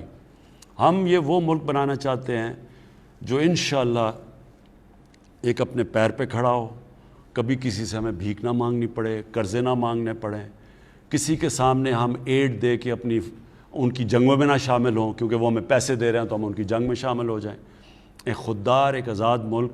اور یہ بھی ایک, جب قوم ایک فیصلہ کر لیتی ہے کہ ہم نے دنیا میں اپنی ہر پاسپورٹ کی عزت کروانی ہے, تو عزت تب ہوتی ہے جب ایک قوم اپنی خود عزت کرتی ہے.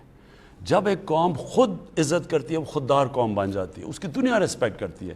تو یہ میرے 3 ایم ہیں, اور انشاءاللہ میری کوشش یہ ہے کہ 5 سال کے بعد, اب یہ جو ہمارا ٹرم ختم ہوگی, لوگ دیکھیں گے 5 سال پہلے کیا تھا پاکستان کے حالات اور 5 سال کے بعد کیا ہے. جی وقت کیونکہ کم ہے, ہم اب آج کے پروگرام کے آخری کالر سے بات کریں گے جن کی کال نہیں لگ سکی. آپ اگلی بار ضرور کوشش کیجیے گا. ہمیں یہ احساس ہے کہ بہت سے لوگ کوشش کرتے ہیں, ان کا ٹیلی فون جو ہے تھرو نہیں ہوتا. ہم اس پروگرام کی فریکوینسی انشاءاللہ بڑھائیں گے تاکہ زیادہ سے زیادہ کالرز جو ہیں وہ وزیر اعظم پاکستان عمران خان صاحب سے بات کر سکیں. آخری کالر آج کے ہمارے ساتھ کون ہے جی؟ السلام علیکم. وعلیکم السلام. وزیر اعظم پاکستان جی جی جی جی جی عمران خان صاحب السلام علیکم. جی وعلیکم السلام. ذوالقرنین حیدر عرض کر رہا ہوں ضلع رحیمیہ خان سے. کرپشن کے خلاف آپ نے جو بڑے بڑے برج گرائے وہ آپ کی پاکستان سے محبت اور مستقل مزاجی کی عکاسی کرتی ہے جو قابل تعریف ہے. آج آپ سے براہ راست بات کا موقع ملا جس کے لیے میں بہت زیادہ مشکور ہوں. مجھے اور مجھ جیسے ہزاروں لوگوں کو فوری انصاف کی آپ سے بہت زیادہ امید ہے. میں آپ کو جنوبی پنجاب کی Khwaja Farid university of engineering and information technology پر نظر ثانی کی درخواست کرتا ہوں کہ مکمل تحقیقات کروائی جائیں. گزشتہ چند سالوں سے پروفیسر ڈاکٹر سلیمان طاہر نے بطور وی سی یونیورسٹی کا چارج سنبھالا اور ملازمین پر ظلم و ستم کے پہاڑ گرائے. چند ہی مہینوں میں عرصہ 6 سال سے کام کرنے والوں کو وجہ بتائے بغیر 200 سے زائد ملازمین برطرف کر دیے گئے اور ان کا داخلہ یونیورسٹی میں ممنوع کر دیا گیا. آواز اٹھانے پر ہمیں سنگین قسم کی دھمکیاں دی گئی جس پر اوکے میں اس کا تحقیقات کریں گے ہم کہ کیا اس کی حقائق اور گورنمنٹ پنجاب سے بات بھی کریں گے. میں آخر میں صرف ایک چیز کہنا چاہتا ہوں. دیکھیں ہمارے لیے سب سے بڑا جو مسئلہ ہے نا, جو میرے لیے حکومت کے لیے تکلیف دے رہا ہے, وہ جو مہنگائی ہے. اب مہنگائی کئی وجوہات سے ہیں. ایک ہے کہ آپ کی امپورٹس, جب آپ چیزیں امپورٹ کرتے ہیں کھانے پینے کی چیزیں, تو جب ہمارا پریشر پڑا اور روپیہ نیچے آیا تو, اور روپیہ کیوں نیچے آیا, کیونکہ ہمارے پاس اتنا بڑا خسارہ کر کے چھوڑ کے چلے گئے, جس کو کرنٹ اکاؤنٹ کہتے ہیں, یعنی ڈالرز ہمارے کم ہو گئے ملک میں, اس کی وجہ سے روپے گر گیا, ڈالر کی قیمت اوپر چلی گئی, ساری چیزیں مہنگی ہو گئی. ایک تو وہ ہے. دوسرا ہمارا مسئلہ یہ ہے کہ ہمارے ملک میں بدقسمتی سے جو کسان چیزیں پروڈیوس کرتا ہے اور وہ جو بکتی ہیں آ کے شہروں میں ریٹیل میں, اس میں بہت بڑا فرق ہے. اب اس کو ہم کم کرنے کے لیے, تاکہ کسان کو بھی زیادہ پیسہ ملے اور لوگوں کے لیے بھی سستی چیزیں, اس کے لیے ہم سٹوریج 800 نئی سٹوریج بنا رہے ہیں, کیونکہ کسان کے پاس اگر سٹوریج ہو جائے تو پھر اس کو جلدی جلدی اپنا سامان نہیں بیچنا پڑتا, اور پھر اس کو اگر ہم کریڈٹ دے دیں, کسان کارڈ لے کے آ رہے ہیں تاکہ اس کے پاس قرضہ بھی آ جائے, تاکہ وہ آرتی کے پاس نہ جائے اور پھر اس کی بھی چیز مہنگی بکے اور لوگوں کے لیے بھی سستی ہو, تو اس کے اوپر ہم پورا کام کر رہے ہیں. لیکن میں اس کے باوجود آپ کو کہنا چاہتا ہوں, یہ میرے پاس ٹیبل ہے, دنیا میں جتنے بھی ملک ہیں آج اس کی پوری لسٹ میرے پاس ہے. اس میں آپ یقین کریں کہ آج جو سب سے سستا ملک دنیا میں, وہ کون سا ملک ہے؟ وہ آپ کا پاکستان ہے. اس وقت ہمارا ملک دنیا میں سب سے سستا ہے رہنے کے لیے. ہمارے سے اوپر ہے افغانستان, پھر ہندوستان, پھر سیریا, پھر ٹونیزیا, ازبیکستان, وینزویلا. یعنی ہم ان سارے ملکوں میں سے, یہ پوری میری لسٹ ہے, ان میں سے آج بھی پاکستان سب سے سستا ہے. پٹرول بدقسمتی سے لوگ ہمیں قیمت بڑھانی پڑتی ہے. قیمت کیوں بڑھانی پڑتی ہے؟ کیونکہ باہر تیل بڑی تیزی سے مہنگا ہو گیا, پتہ نہیں کتنا 6 مہینے میں کدھر سے کدھر پہنچ گیا تیل. 47% بڑھا ہے تیل دنیا میں. تو ہم کیونکہ امپورٹ کرتے ہیں تو ہمیں بھی بڑھانا پڑتا ہے. تو دنیا میں 47% بڑھا ہے, پاکستان میں 11% بڑھا ہے صرف. آج سارے ملکوں میں سے جدھر جو تیل امپورٹ کرتے ہیں, سب سے سستا پیٹرول اور ڈیزل پاکستان میں ہے. صرف جو 27 ملک جنہوں میں ہمارے سے زیادہ سستا ہے, وہ خود ان کے ملک میں تیل ہے, ان کو امپورٹ نہیں کرنا پڑتا. تو جو امپورٹ کرتے ہیں ملک جس طرح پاکستان ہے, ہم دنیا میں آج سب سے سستا پیٹرول اور ڈیزل ہمارے ملک میں. کہنے کی یہ کوشش کر رہا ہوں کہ ہم جدوجہد کر رہے ہیں قیمتیں نیچے لانے کے لیے. یعنی یہ ہمارا سارا وقت, ہر ہفتے میٹنگ ہوتی ہے کہ کیسے ہم نے روکنا ہے, لوگوں کے لیے آسانیاں پیدا کرنی ہے. اور آخری بات یہ کہنا چاہتا ہوں کہ جو تنخواہ دار طبقہ ہے اس کو تو واقعی ہٹ ہوئی ہے کہ اگر آپ کی تنخواہیں ہیں تو جب چیزیں اوپر گئی ہیں تنخواہ دار طبقے کے لیے مشکل وقت ہے، اور ان کے لیے ہم نے ابھی سیلری ان کی انکریز کی ہے، بڑھائی ہے اس باری۔ لیکن جو باقی کسان ہیں دیہات میں، ادھر تو 1100 ارب روپیہ پہلی دفعہ مزید اضافی کسانوں کے پاس کیا ہے۔ کبھی پاکستان کی تاریخ میں اتنا زیادہ پیسہ کسانوں کے پاس نہیں گیا، کیونکہ کبھی گندم کی یہ ریٹ نہیں ملی، کبھی گنے کا یہ ریٹ نہیں ملا، کبھی مکئی کا یہ ریٹ نہیں ملا۔ تو یہ جو ریٹ جو اضافی پیسہ گیا ہے، ایک تو وہاں ان کے انکم بڑھی ہے، دوسرا اس وقت انڈسٹری کے اندر جس طرح کا اس وقت پیسہ ٹیکسٹائل انڈسٹری میں بن رہا ہے یا انڈسٹریز بنا رہی ہیں، مجھے لوگوں نے کہا کہ انہوں نے کبھی اتنا زیادہ پیسہ نہیں بنایا۔ کنسٹرکشن کے اندر جس طرح کی اس وقت آج پیسہ بن رہا ہے کنسٹرکشن کے اندر، جو آج زمین کی قیمتیں چلے گئی ہیں پلاٹس کی اور گھروں کی، یہ بھی کبھی کسی کے پاس اتنا پیسہ نہیں آیا۔ تو میں صرف ریکویسٹ کروں گا کہ جو انڈسٹری والے ہیں، آپ اپنے جو مزدور ہیں ان کی آپ زیادہ تنخواہیں بڑھائیں، کیونکہ جب آپ کو اتنا فائدہ ہوا ہے تو ان کو بھی فائدہ کروائیں جو مزدوروں کو ہے۔ لیکن جو سیلریڈ لوگ ہیں، مجھے پتہ ہے آپ کی مشکلات ہیں، انشاءاللہ جس طرح ہمارا اب ٹیکس بڑھتا جا رہا ہے، ہماری آمدنی بڑھتی جا رہی ہے۔ آپ کو پتہ ہے ہم نے اس باری سب سے زیادہ پاکستان کی تاریخ میں ابھی ٹیکس اکٹھا کیا ہے، اور انشاءاللہ جو ہم FBR میں اب اور اصلاحات کر رہے ہیں، آٹومیشن لے کے آ رہے ہیں، تو ہماری آمدنی اور بڑھتی جائے گی۔ جیسی جیسی آمدنی بڑھے گی انشاءاللہ ہم اپنی سیلریڈ کلاس کی بھی مدد کریں گے، اور ہم یہی پیسہ لگائیں گے اپنے انفراسٹرکچر کے لیے، اپنے کسانوں کے لیے، تاکہ ان کی پیداوار بڑھے۔ جب ہماری پیداوار بڑھے گی تو اس سے پھر ہماری جو کھانے پینے کی چیزیں بھی مہنگی نہیں ہوں گی۔ بہت بہت شکریہ۔ آپ یہ نمبر نوٹ کر لیں سٹیزن پورٹل کا 05190000111 900011۔ آپ اپنی شکایات اس پہ بھی درج کر سکتے ہیں۔ پھر کبھی آپ سے ملاقات ہوگی۔ بہت بہت شکریہ۔